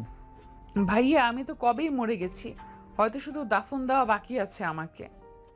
আমি সেদিন আমার বোনের কথার কোনো উত্তর দিতে পারিনি জানেন। ওকে আমি হসপিটাল থেকে সরাসরি বাড়িতে নিয়ে আসি। এর মধ্যেই বাবা তাদের নামে কেস করে, ঝামেলা চলতে থাকে। এক পর্যায়ে আমার ওইটুকু বোন হয়ে যায় ডিভোর্সের পর 6টা মাস ও ডিপ্রেশন ভুগছে বললে ভুল হবে। ওর ট্রিটমেন্ট এখনও চলছে। 6 মাস কারোর সাথে কোনো কথা বলেনি। যখন একটু সুস্থ হলো, তখন শুধু আমাকে একটা কথাই বলেছিল, ভাইয়া আমাকে বাড়ি থেকে অন্য কোথাও রেখে আসবে, আমার দম বন্ধ লাগে, মনে হয় আমি মরে যাব। আমাকে একটু শান্তি মতো বাঁচতে দিবি? এরপর ওকে রেখে আসি হোস্টেলে। ডাক্তার যখন বললো ওকে কিছু নিয়ে ব্যস্ত থাকতে হবে, এভাবে বসে থাকলে আরও অসুস্থ হয়ে যাবে। তারপর আমি জোর করি অ্যাডমিশন টেস্ট দেওয়ার জন্য। পড়াশোনার মধ্যে ডুবে থাকলে, বাইরে মানুষের মধ্যে মিশে থাকলে হয়তো সুস্থ থাকবে। ভাগ্যক্রমে অ্যাডমিশন টেস্টে ঠিক যাই। 3 বছর হয়ে গেল বাড়িতে আসে না, বাবা মায়ের সাথে কথা বলে না। ও কি বলবে? আমি নিজেও তো কথা বলি না। ও শুধু একমাত্র আমার সাথে আর মিমের সাথে কথা বলে, তাও হয়তো যদি আমি ফোন দেই তখন কথা বলে। জয়ের কথা শুনে ফাহিমের বুকের ভিতরে মনে হয় দুমড়ে মুচড়ে শেষ হয়ে যাচ্ছে। তার সেই ছোট্ট ভালোবাসার মানুষটা এত কষ্ট পেয়েছে, অথচ সে কিছুই জানে না। হুট করে ফাহিম বলে উঠল, ওকে আমি বিয়ে করতে চাই। হোয়াট? আপনি কি আমার সাথে জোকস করছেন? না মানে যদি জোকস করার জন্য এসে থাকেন তাহলে দরজা খোলা আছে, চলে যেতে পারেন। আমাকে কি দেখে মনে হয় এখানে জোকস করার জন্য বসে আছি? আমি সত্যি সিরিয়াস হয়ে বলছি। আমার কথা সিরিয়াসলি নাও, আমি অন্যকে বিয়ে করতে চাই। এখানে আমি কিছু বলতে পারবো না, এটা সম্পূর্ণই আমার বোনের উপর ডিপেন্ড করবে। আমার তো মনে হয় না ও কখনোই মতামত দেবে এই বিয়েতে। এখন আপনি যদি রাজি করাতে পারেন তাহলে আমার এই বিয়েতে কোনো আপত্তি নেই। Thank you so much. তোমার বোনকে বিয়েতে রাজি করানোর দায়িত্ব আমার, আর আমি জানি ও আমাকে বিয়ে করবে। বলেই ফাহিম চলে গেল। জয় তার যাওয়ার দিকে তাকিয়ে একটা দীর্ঘশ্বাস ফেলল। সে চাইলেই ফাহিমকে না করে দিতে পারত, কারণ একটা অবিবাহিত ছেলে ডিভোর্সি মেয়েকে বিয়ে করলে এই সমাজ কখনোই ভালোভাবে নেবে না সেটা। কিন্তু সে চায় তার বোনটা একটু সুখী হোক, সে কখনোই সমাজের ধার ধারে না। আর ফাহিমকে যে খুব ভালো করেই চেনে সে, তার বোনকে রাজি করিয়ে এই ছাড়বে। আর সেটাও জানে অনু এখনো ফাহিমের উপর দুর্বল। রনি বল। আগামীকাল আমি তোকে আর অবনীকে একটা ট্রিট দিব। মানে কি বুঝলাম না, হঠাৎ করে তুই তো ভালো হয়ে গেলি কেমনে? মাগনা কোনো ট্রিট হবে না। আমার কাজটা না করে দিতে পারলে তোদের ট্রিট ক্যান্সেল। সব খুলে বল, এভাবে অর্ধেক না খুলে সম্পূর্ণ খুল তোর মুখের কথা। অবনীকে বলবি আগামীকালকে যে করেই হোক অনুকে যেন সঙ্গে নিয়ে আসে, আর নিয়ে আসতে না পারলে তোর খবর আছে। এই তো বাবাজি, যে রেখেছি ফেলেছ, বুঝতে পেরেছি আমি। আমাদের ব্যবহার করতে চাইছো। আচ্ছা ঠিক আছে, আপনি কে বলে দিবনি। আমার বন্ধুর এতদিন পরে একটু প্রেম পাচ্ছে, যদি হেল্প না করি তাহলে কেমন করে হলো? বাজে কথা না বলে কাজে মনোযোগ দে। আপু, আগামীকাল আমরা ঘুরতে যাব সবাই মিলে, তুমিও যাবা? আমি যেতে পারবো না বোন, আমার অনেক কাজ আছে। সে খুব ভালো করেই জানে সেখানে ফাহিম আসবে, তাই না করে দিল। না সত্যি আমার যেতে ইচ্ছে করছে না, তোমরা গিয়ে ঘুরে আসো। অবনী কিছু বলল না, চুপ করে রইল। সে সকালের অপেক্ষায় আছে, জোর করে হলেও সে নিয়ে যাবে। নতুন একটা ভোর, নতুন একটা দিন, কারোর জন্য দুঃখ বয়ে আনে, আবার কারোর জন্য সুখ বয়ে আনে। আবার এই নতুন একটা দিনের শুরু হয় কারো জীবনের নব্য সূচনা, আবার কারো জীবনের অন্তিম সূচনা। ঘড়ির কাঁটাতে 10টা বেজে 10 মিনিট। অবনী বিছানার উপর বসে আছে চুপচাপ। অনুকে ঠেলে ঠুলে ওয়াশরুমে পাঠিয়েছে, তাকে আজকে নিয়ে যাবে সে, হোক সেটা পায়ে ধরে, হোক সেটা কান্নাকাটি করে। ওয়াশরুম থেকে বের হয়ে অনু বলল, আমার যেতে ইচ্ছে করছে না, তোমরা ঘুরতে যাও, আমার আজকে ভালোই লাগছে না, অন্য একদিন যাবনি। আপু, তুমি যদি আজকে না যাও তাহলে আমি আর কোনোদিন তোমার সাথে কথা বলবো না। বলেই কাদো কাদো মুখ বানালো। অনুর আর কি করার, অগত্যা সে মনের বিরুদ্ধে জোর করে রেডি হতে লাগলো। তার জন্য একটা মেয়ে কষ্ট পাচ্ছে সেটা মেনে নিতে পারবে না সে, উপর থেকে যত কঠোরতাই দেখাক। মনের ভিতরে সে ভীষণ নরম। ঠিক 11টার সময় হোস্টেলের নিচে এসে তারা গেটের সামনে দাঁড়ালো। দেখতে পেল ব্ল্যাক কালারের একটা পার্সোনাল গাড়ি দাঁড়িয়ে। আপু চলো। গাড়ি তো আসেনি। ওই যে সামনে যে ব্ল্যাক কালারের গাড়ি দেখতে পাচ্ছ, ওইটার ভিতরে রনিরা আছে, চলো। বলেই অবনীর হাত ধরে অনুকে নিয়ে গাড়ির সামনে দাঁড়ালো। আপু, তুমি সামনের সিটে বসো, আমি রনির সাথে বসি। অনুকে কিছু বলার সুযোগ না দিয়ে বসে পড়লো, পেছনের সিটে গিয়ে বসে পড়লো। ফাহিম অপর পাশের গাড়ির দরজা খুলে দিল। কিছুটা অস্বস্তি নিয়ে সামনে বসে পড়ল। গাড়ি চলছে আপন গতিতে, গাড়িতে পিনপতন নীরবতা, কেউ কারোর সাথে কথা বলছে না। অনু জানালা দিয়ে বাহিরের প্রকৃতি দেখছে। আচ্ছা, আমরা কি ঘুরতে যাচ্ছি নাকি কোনো মরা বাড়ি যাচ্ছি? মনে হচ্ছে কারো শোক দিবস পালন করা হচ্ছে। ভাই একটা গান ছাড়েন তো। অবনীর কথা মতো ফাহিম রেডিও ওপেন করতেই বেজে উঠল, इस कदर तुमसे हमको प्यार हो गया। প্রায় 2 ঘন্টা জার্নি করার পর তারা ঢাকার বাইরে কিছুটা গ্রাম এলাকায় একটা রিসোর্টে চলে আসলো। গাড়ি থেকে বের হয়ে সবাই আগে রেস্টুরেন্টে ঢুকলো খাবার খাওয়ার জন্য, কারণ প্রায় দুপুর 1:30 বেজে গেছে। খাওয়া দাওয়া শেষ করে রনি আর অবনী দুজনেই বাইরে বের হয়ে গেল। অন্যদিকে অনু রেস্টুরেন্ট থেকে বের হয়ে রিসোর্টের পুকুর পাড়ে গিয়ে বসলো। অন্যদিকে ফাহিম বিল পে করে এসে দেখে কেউ নেই। সবাইকে খুঁজতে খুঁজতে পুকুর পাড়ে অনুকে দেখে ধীর পায়ে অনুর পাশে গিয়ে বসলো। কতদিন পরে দেখা, তাই না? প্রায় 3.5 বছর। সময় কোথা দিয়ে চলে যায় বোঝাই যায় না, তাই না? কেমন আছো? ভালো। এই তো, আপনি কেমন আছেন? বিয়ে করেননি এখনো? এই তো, আল্লাহ যেমন রেখেছে তেমনই আছি। কেউ একজন জীবন থেকে চলে যাওয়ার পরে আর কাউকে তেমনভাবে পছন্দ হয়নি। অবশ্যই এতে ভুলটা আমার ছিল, আমি তাকে আগলে রাখতে পারিনি। বিয়ে করে নিন, দেখবেন একাই ভালোবাসা হয়ে যাবে। আমরা যাকে একবার মন থেকে ভালোবেসে ফেলি, দ্বিতীয়বার মনে হয় না কাউকে ভালোবাসতে। তার ভাইকে দেওয়া কথা আমি রাখতে পারিনি, কিন্তু আমি আজও তাকে ভালোবাসি, কথাটা তাকে বলা হয়নি। কথা দিয়ে কথা রাখতে হয়। আপনার এই ভুলের কারণে হয়তো সে হারিয়ে গেছে। হারিয়ে গেলেও আল্লাহ হয়তো আমাকে দ্বিতীয় সুযোগ দিয়েছে। আমি চাই সে আমার হোক। ফাহিমের কথা শুনে অনু কোনো কিছু না বলে সরাসরি উঠে চলে গেল সেখান থেকে। প্রায় অনেক রাতে তারা অনেক ঘোরাঘুরি করে ঢাকায় ফিরে আসলো। অনু আর অবনীকে হোস্টেলে নামিয়ে দিয়ে ফাহিম আর রনি তাদের গন্তব্যে চলে গেল। রাত প্রায় 12টা বেজেছে। ফ্রেশ হয়ে বেডে শুয়ে পড়লো। ফোনটা হাতে নিয়ে অনুকে কল লাগালো। আজকে সে অবনীর কাছ থেকে অনুর নাম্বার নিয়েছে। টেবিলে বসে অ্যাসাইনমেন্ট শেষ করছিল। আগামীকাল ভার্সিটিতে অ্যাসাইনমেন্ট জমা দেওয়ার শেষ দিন।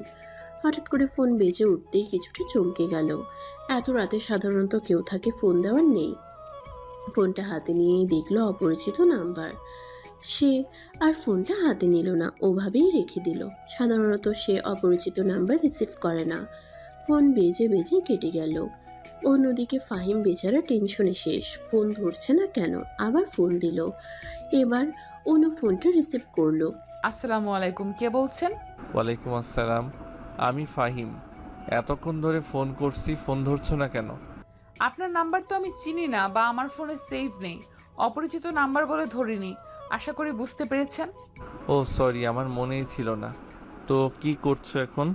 তার আগে বলেন, আমার নাম্বার আপনি কোথায় পেলেন? আপনাকে কে দিল আমার নাম্বার?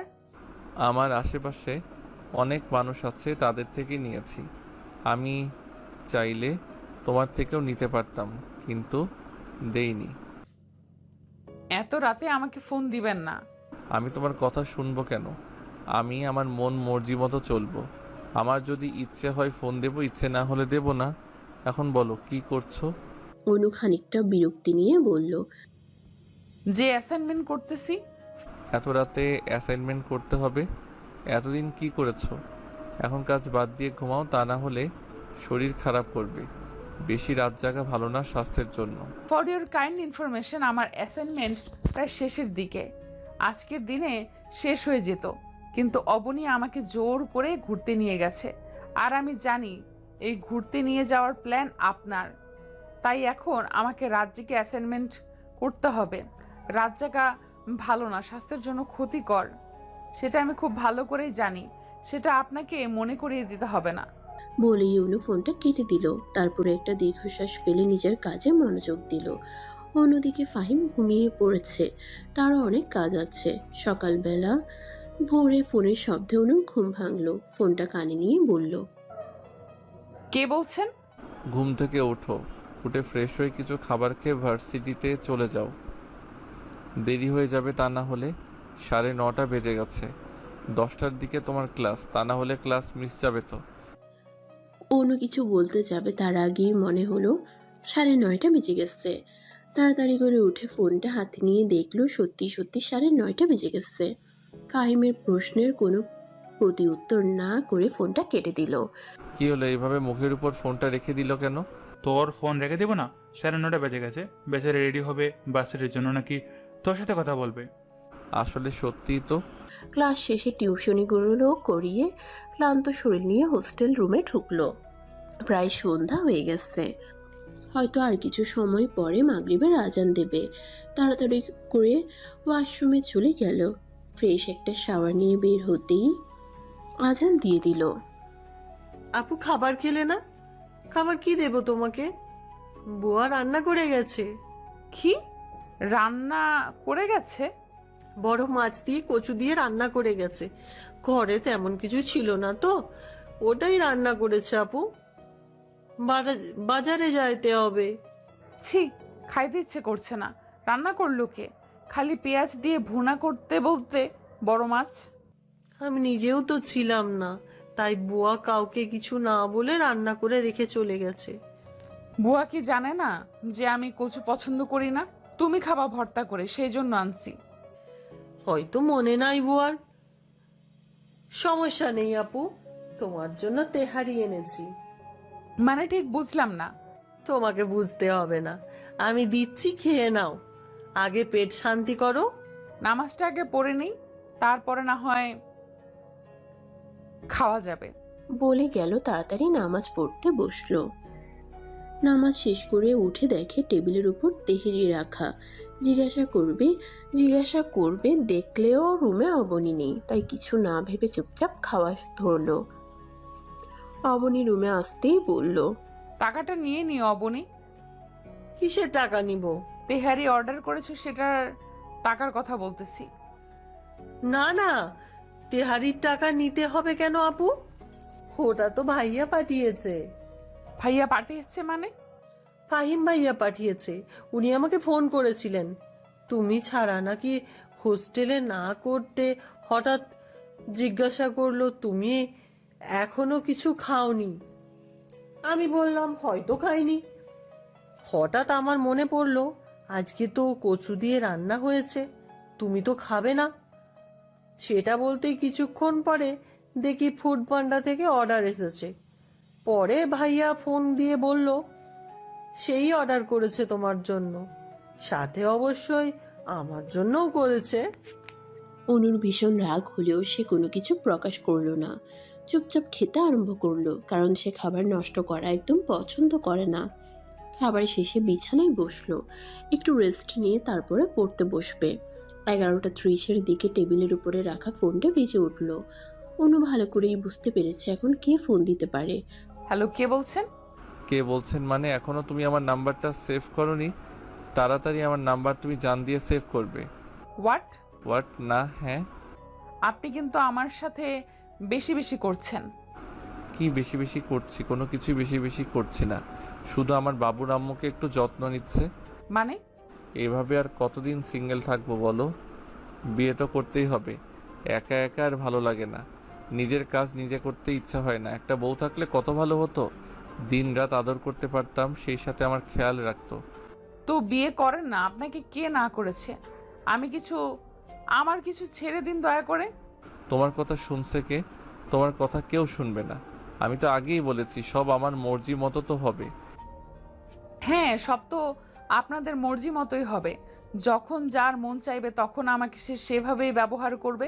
মনে হয় আমি কারো খেলনা, হাতের পুতুল। আমাকে যে যেভাবে নাচাবে সেইভাবেই আমাকে নাচতে হবে।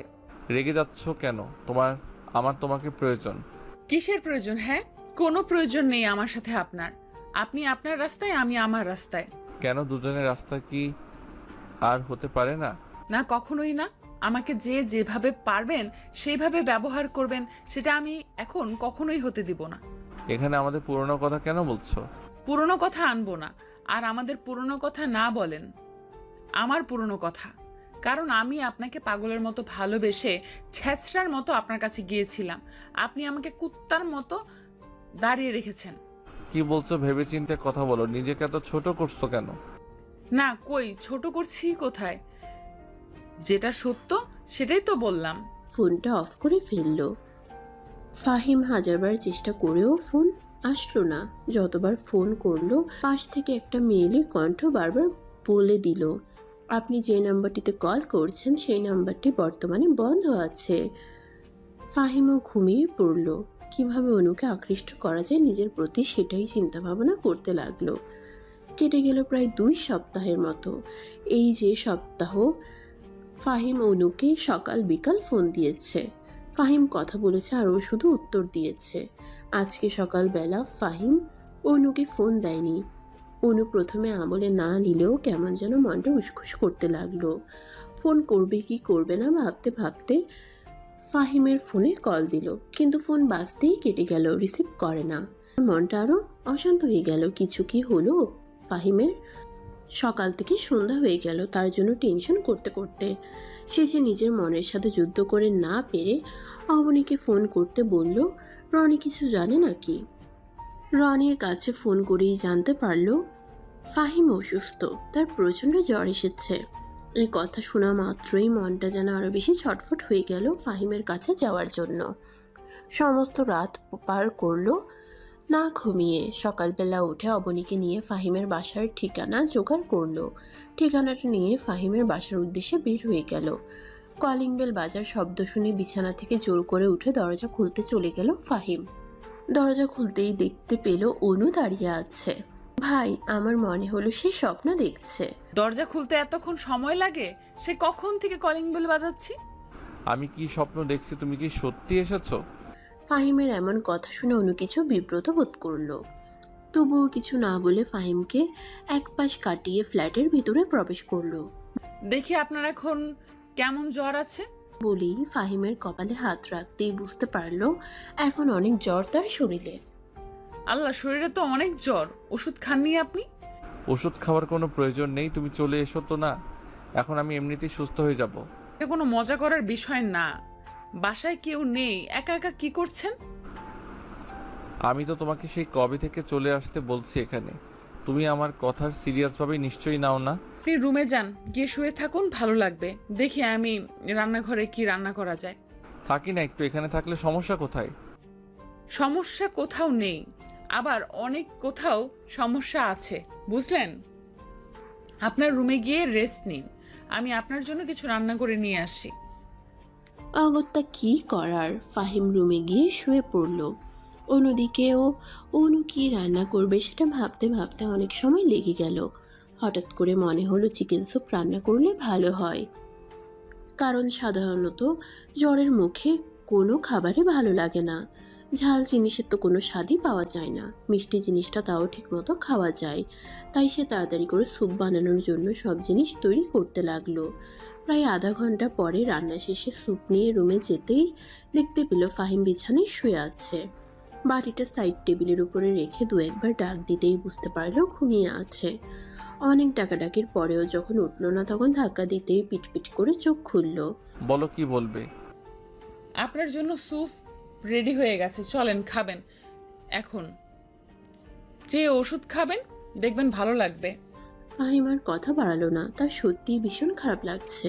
তাই চুপচাপ উঠে স্যুপটা খেয়ে নিল, সাথে অনুর দেওয়ার ওষুধগুলো। আপনি থাকেন, আমি আসছি। চলে যাচ্ছ? না, আপনি ঘুমান, আমার কিছু কাজ আছে। চলে গেলে আপনাকে বলেই যাব। কিছুক্ষণ পরে হাতে একটা মাথা ব্যথা মলম নিয়ে অনু রুমে প্রবেশ করলো। দেখলো ফাহিম মাথায় হাত রেখে চুপচাপ শুয়ে আছে। হঠাৎ মাথায় কারো ঠান্ডা হাতের স্পর্শ পেতেই চোখ তুলে তাকালো। দেখলো অনু কিছু একটা মাথায় লাগিয়ে দিচ্ছে। কি করছো কি? আপনার চোখ দুটো কি লাল হয়ে আছে? দেখে তো মনে হচ্ছে মাথা প্রচন্ড ব্যথা করছে, তাই মাথা ব্যথার জন্য মলম নিয়ে আসলাম। আপনি চোখ বন্ধ করে ঘুমানোর চেষ্টা করুন, আমি মাথায় মালিশ করে দিচ্ছি, দেখবেন ভালো লাগবে। ফাহিম চুপচাপ চোখ বন্ধ করে নিল। সেই সাথে প্রেয়সীর হাতের স্পর্শগুলো অনুভব করতে লাগলো। তার মনে হচ্ছে অনুর হাতে মনে হয় জাদু আছে। মাথা ব্যথা ধীরে ধীরে কোথাও যেন উধাও হয়ে যাচ্ছে। বেশ কিছুক্ষণ মাথা মালিশ করে দেওয়ার পরে অনু উঠে দাঁড়ালো। ফাহিমের ধীরে ধীরে শ্বাস নেওয়াই বুঝিয়ে দিচ্ছে সে গভীর ঘুমে মগ্ন। অন্যদিকে মাথা মালিশ করে দিতে দিতে তার হাত ব্যথায় অবস্থা খারাপ। হঠাৎ খেয়াল হলো ফাহিম হালকা হালকা ঘামছে। বুঝতে আর বাকি রইল না জ্বরটা ধীরে ধীরে কমে যাচ্ছে। তাই হালকা স্পিডে ফ্যান দিয়ে সে চলে গেল পড়ে থাকা কাজগুলো কমপ্লিট করতে। একে একে সব কাজ শেষ করলো। রান্না বান্না, ঘর গোছানো, ঘর মোছা, থালা বাসন পরিষ্কার করা, সব কিছু করে সোফায় বসতেই দেখতে পেল প্রায় 3টা বেজে গেছে। উঠে ফাহিমের রুমের দিকে রওনা দিল। সে কখন ঘুমিয়েছে। ফ্রেশ হয়ে দুপুরের খাবার খাওয়াতে হবে তাকে। রুমে প্রবেশ করতেই দেখলো ফাহিম ওয়াশরুম থেকে শাওয়ার নিয়ে বের হচ্ছে। ও আপনি তাহলে ঘুম থেকে উঠেছেন? আমি ভাবলাম হয়তো ওঠেননি, তাই ডাকতে আসলাম। শাওয়ার নিয়েছেন? একটু আগে ঘুম থেকে উঠে দেখি একদম ঘেমে একাকার হয়ে গেছি, তাই ভাবলাম একেবারে শাওয়ার নিয়ে করে আসি। এখন একটু ফ্রেশ লাগছে। খুব ভালো হয়েছে। শরীরে এখন জ্বর কেমন? মনে হচ্ছে জ্বর নেই, প্রিয় মানুষের সেবা পেয়ে জ্বর চলে গেছে। ফাহিমের কথাটাই অনু কিছুটা লজ্জা পেল। চলুন খেতে চলুন। ম্যাডামের কি আমার উপর থেকে অভিমানটা কমেছে নাকি এখনো অভিমান আছে? তবে আমার কেন যেন মনে হচ্ছে ম্যাডামের অভিমান কমে গেছে, তা না হলে এতক্ষণ ম্যাডাম এখানে থাকতেন না। চলেন তো, আগে খাবার খাবেন, তারপরে বাকি সব কথা। দুজনে একসাথে খাবার টেবিলে বসতেই হঠাৎ করে কলিং বেল বেজে উঠল। এখন এই সময় কে আসবে? কারো তো আসার কথা না এই সময়। আচ্ছা আপনি বসুন, আমি দেখছি কে এসেছে। অনু গিয়ে দরজা খুলে দিতেই দেখলো একটা মেয়ে। আপনি কে? অনু কি বলবে ভেবে পাচ্ছে না। ঐশী অনুকে পাত্তা না দিয়ে সরাসরি রুমের ভিতরে ঢুকে গেল।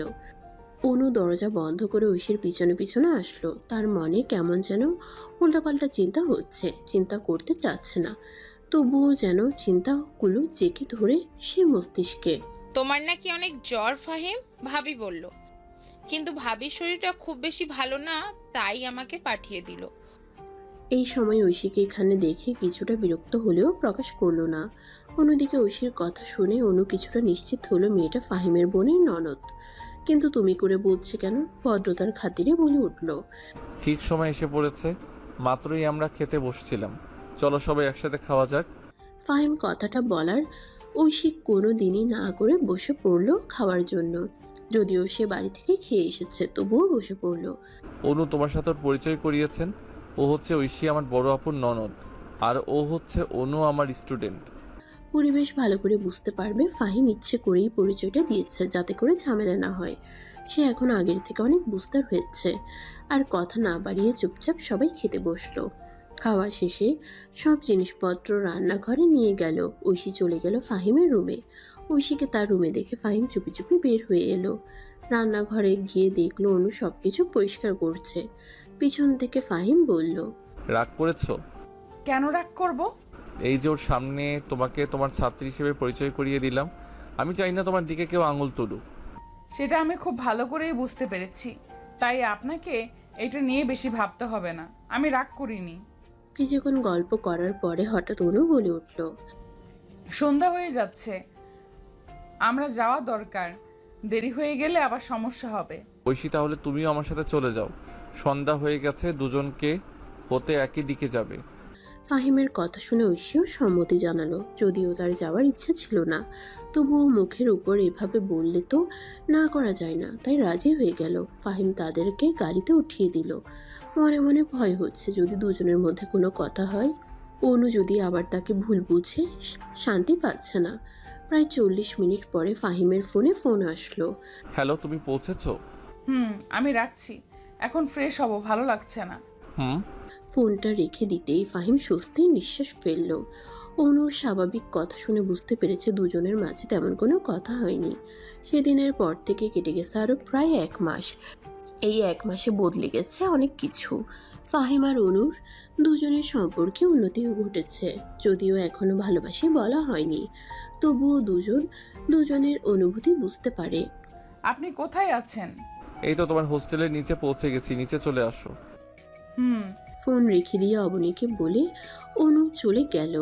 সেই কখন থেকে রেডি হয়ে বসে আছি, আর আপনি এখন আসলেন? আমার তো আর মনে হচ্ছে এক্ষুনি উড়ে চলে যাই না, আমি তো ফুপি হচ্ছি। অনুর কথা শুনে ফাহিম মুচকি হাসলো। এত তাড়াহুড়ো করা ভালো না, ইনশাল্লাহ যাবেই তো। ছেলে বাবু হলে কি নাম রাখবো? ভাইয়া আমাকে বললো আমি যেন ওর নাম ঠিক করি আমার পছন্দ মতো। তোমার ভাইয়ের ছেলে বা মেয়ে যেটাই হোক, সেটার নাম ঠিক করার দায়িত্ব তোমার, তাই তুমি তোমার ইচ্ছা মতো নাম ঠিক করো।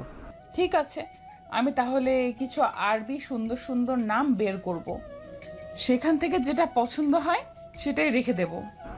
রেখে দিও। শোনো, বলেন। আমি তো আপুদের বাসায় যাচ্ছি, তুমি তোমার বাড়িতে গিয়ে সবার সাথে সময় কাটাবে, ঠিক আছে? একা একা হোস্টেলে ফিরে যাবে না। আমি তাড়াতাড়ি ওইখান থেকে চলে আসব। যাওয়ার সময় তোমাকে নিয়ে যাব, বুঝতে পেরেছো? আমার জন্য ওয়েট করো। এখন আসি তাহলে। বাই। আচ্ছা ঠিক আছে, তাহলে আসি। কলিং বেল বাজতেই মিম গিয়ে দরজা খুলে দিল। সাথে সাথে কেউ একজন তাকে শক্ত করে জড়িয়ে ধরলো। কংগ্রাচুলেশন আমার বেস্ট ফ্রেন্ড, নতুন নতুন মা হওয়ার জন্য অনেক অনেক শুভকামনা। সেই সাথে আমাকে ফুপ্পি হওয়ার সুযোগ করিয়ে দেওয়ার জন্য অনেক অনেক ভালোবাসা। হইছে, এখন ছাড়। তুই যে আসবি তোর ভাইয়াকে তো বলিসনি, ও তোকে কিছুই বলবে না। ভাইয়াকে বললে সারপ্রাইজ কেমন করে হতো? আর আজকে তো ছুটির দিন, ভাই তো বাসায় থাকবে সেটা আমি নিশ্চিত। তোর মাথায় বেশ ভালো বুদ্ধি। তোর ভাইয়ার রুমে। বৌমা কে এসেছে? মনে হচ্ছে কেউ কথা বলছে। বলতে বলতেই ড্রয়িং রুমে এসে দেখে অনু দাঁড়িয়ে আছে। চোখ দুটো ছলছল করে ওঠে। কতদিন হলো মেয়েটাকে দেখে না। ওখানে ওভাবে কতক্ষণ দাঁড়িয়ে থাকবে বৌমা? ভেতরে এসে ওকে নিয়ে। কেমন আছিস মা? অনু খুব স্বাভাবিকভাবেই বলল, অনেক ভালো আছি আম্মা, আপনি? এই তো আল্লাহ যেমন রাখছেন। যাও তোমার ভাইয়ের কাছে যাও। অনু রুমে চলে গেল। কিরে, তুই এখানে? বলবি না আমাকে যে তুই আসবি? তাহলে আমি তোকে নিয়ে আসতাম। না বলে আসছি দেখি তো তোমরা সবাই সারপ্রাইজড হয়েছো, আর আমার ভাতিজা আসতে চলেছে। আমি আসবো না দেখা করতে, এটা কখনো হয়? আমার বোনটা এত খুশি কেন? কারণ তোমার বন্ধু কি হতে যাচ্ছে? না, আমার তো সেই সাথে অন্য কোনো কারণ মনে হচ্ছে। অন্য কোনো কারণ নেই ভাইয়া। বলে অনু উঠে চলে গেল। যদি বা জয় সবকিছু জানে, মনটাকে খুশি দেখে আজ তার খুবই ভালো লাগছে। সনদ বাবা, তোমাকে আজকে দেখেছি কিছু কথা বলার কারণে। জি আন্টি, বলেন, কি বলবেন? এখানে তো সবাই উপস্থিত আছে, তাই বলছি কথাটা। তোমার তো বিয়ের বয়স হয়ে গেছে, অন্যদিকে ঐশীর জন্য পাত্র খুঁজছে। ঐশীও নাকি তোমাকে পছন্দ করে, তাই আমরা চাইছি তোমার আর ঐশীর বিয়েটা হোক। আরিফ তার বাবার এমন কথা শুনে অবাক চোখে তাকালো। ফাহিমও কিছুটা অবাক হলো। সে সামনে বাচ্চা মেয়ে দাঁড়িয়ে থাকা বোনের দিকে তাকালো। অন্যদিকে রূপাও কিছুটা অবাক হয়েছে, কারণ সে এই বিষয়ে কিছু জানে না, তাকে জানানো হয়নি। বাবা, তুমি এগুলা কি বলছো? আমি কি তোর কথা শুনতে চেয়েছি? ফাহিম, তুমি কি বলো? আঙ্কেল, আমি সরাসরি কথা বলতে পছন্দ করি। আমার লাইফে অন্য একজন আছে, আমি তোকে ভালোবাসি। তার সাথে আমার বিয়ে, সেটা আমার বোনও জানে। আপনারা হয়তো আমাকে বলার আগে সিদ্ধান্তটা আমার বোনকে জানাননি। আমার বোনকে জানালে তাহলে আপনাদের আমার সামনে ছোট হতে হতো না। আমি আপনার মেয়েকে বিয়ে করতে পারবো না। হোয়াট? আপনার কখন কার সাথে বিয়ে ঠিক হলো? মজা করার জায়গা পান না, তাই না? আজকে সন্ধ্যায় বিয়ে, আমার বোনও সেটা জানে। সবাই কাজী অফিসে আসবেন। রূপা শুধু ফাহিমের সাথে হ্যাঁ মেলালো। সে কিছুই বুঝতে পারছে না, তবুও মাথা নেড়ে হ্যাঁ জানালো। অন্যদিকে ঐশীর মা বাবা লজ্জায় পড়ে গেছে। আসলেই সবাইকে আগে জানানোর দরকার ছিল। হুট করে এমনটা করে নিজেরাই লজ্জা পাচ্ছে। আমি তাহলে আসি। আপু, তুইও আয় ভাইয়াকে সাথে নিয়ে। ফাহিম চলে গেল। ওইদিকে অনু বসে গল্প করছিল সবার সাথে বললে ভুল হবে। তার মা বাবা সেখানে থাকলেও শুধু অনুর কথা শুনছিল। মেয়েটা আগের থেকে অনেকটা স্বাভাবিক হয়েছে। যাই অবশ্য সেই ব্যাপারে বলেছে ওনাদের আজকে দুপুরে অনুর স্বাভাবিক হওয়ার কারণ। তারা খুবই খুশি। হঠাৎ অনুর ফোন আসলো। হ্যালো, বলেন, আপনি কি এসেছেন? আজকে এই মুহূর্তে আমাকে তোমার বিয়ে করতে হবে। কি বলছেন? মাথাটা থেকে আপনার ঠিক আছে নাকি একেবারেই গেছে? এইভাবে বিয়ে করা যায়? বিয়ে করতে হবে মানে বিয়ে করতেই হবে। বলি ফাহিম ফোনটা রেখে দিল। অনু হালকা পাতলা কথা শুনেই সবাই বুঝতে পেরেছে কি বলেছে ও পাশ থেকে। হঠাৎ করে অনুর বাবা বলে উঠল, তুই বিয়ে করে নে মা, আমরা সবাই তোকে অনুমতি দিচ্ছি। আমার এমন কথা শুনে অনু অবাক চোখে তার বাবার দিকে তাকিয়ে রইল। আকাশ চৌধুরী চোখের ইশারায় সম্মতি জানালেন। 1 ঘন্টার মধ্যে কাজী অফিসে সবাই উপস্থিত। ফাহিমের বন্ধু বান্ধব, অনুর পরিবারের সবাই, ফাহিমের বোন রূপা, আরিফ। দেখতে দেখতে হুট করে বিয়েটা হয়ে গেল। অনুর কাছে কেমন যেন স্বপ্ন মনে হচ্ছে। অনুর বাবা মা তাদের দুজনকে দোয়া করে বাসায় চলে গেল। আর বাকি সবাই ফাহিমদের নিয়ে ফাহিমের ফ্ল্যাটে চলে আসলো। ফাহিমকে আলাদা রুমে নিয়ে গেল সবাই। অনুকে রূপার একটা শাড়ি পরিয়ে সুন্দর করে সাজিয়ে দিল। সেই সাথে ফাহিমের মায়ের রেখে যাওয়া ছেলের বউয়ের জন্য কিছু গহনা পরিয়ে দিল। ভাই, তুই আমার আগে বিয়েটা করে নিলি, আমার বিশ্বাস হচ্ছে না। তোর বিশ্বাস করতে হবে না, এখন তুইও তাড়াতাড়ি বিয়ে করে নে। আজকে তো আমাদের ফাহিমের মনে লাড্ডু ফুটেছে, ভাবি কিন্তু অনেক লাজুক। শালা চুপ থাক, আর একটা কথা বলবি তো মাথা ফাটিয়ে দিব। ফাহিমের ধমক শুনে সবাই চুপ হয়ে গেল। অনু ফুলে সজ্জিত বিছানায় বসে আছে। হঠাৎ দরজা খোলার শব্দে ঠিকমতো বসলো। ফাহিম ধীর পায়ে গিয়ে অনুর সামনে বসলো। ধীরে ধীরে ঘুমটা সরিয়ে অনুর মায়াময়ী মুখখানি দেখে আপনা আপনি ঠোঁট দিয়ে বেরিয়ে এলো। মাশাল্লাহ, জান্নাত থেকে একটা হুর নেমে এসেছে আমার ঘরে। আমার ঘরটা সার্থক হয়েছে। তোমার ফাহিমের এমন কথাই বেচারা অনু লজ্জায় শেষ, চোখ বন্ধ করে রইল। অনেক ভালোবাসি আমার মায়াপরি। ফাহিমের মুখে ভালোবাসার কথা শুনে অনু চোখ তুলে ফাহিমের দিকে তাকালো। এত বছর পরে ফাহিম তাকে প্রথম ভালোবাসার কথা বলল। অনুর চোখ ছলছল করে উঠল। শুধু খুব ভালোবাসি মহারানী, আপনি আমার জীবনের প্রথম ও শেষ ভালোবাসা। বলেই আবেশে অনুর ঠোঁট দুটো আঁকড়ে ধরল, চুষে নিতে লাগলো ঠোঁটের অমৃত সুধা। অনুও সমান তালে তাল মিলাচ্ছে ফাহিমের সাথে। এক সময় দুজনে ভালোবাসার গভীরে হারিয়ে গেল। পূর্ণতা পেল দুজনের ভালোবাসা। এভাবেই পূর্ণতা পাক সকলের ভালোবাসা।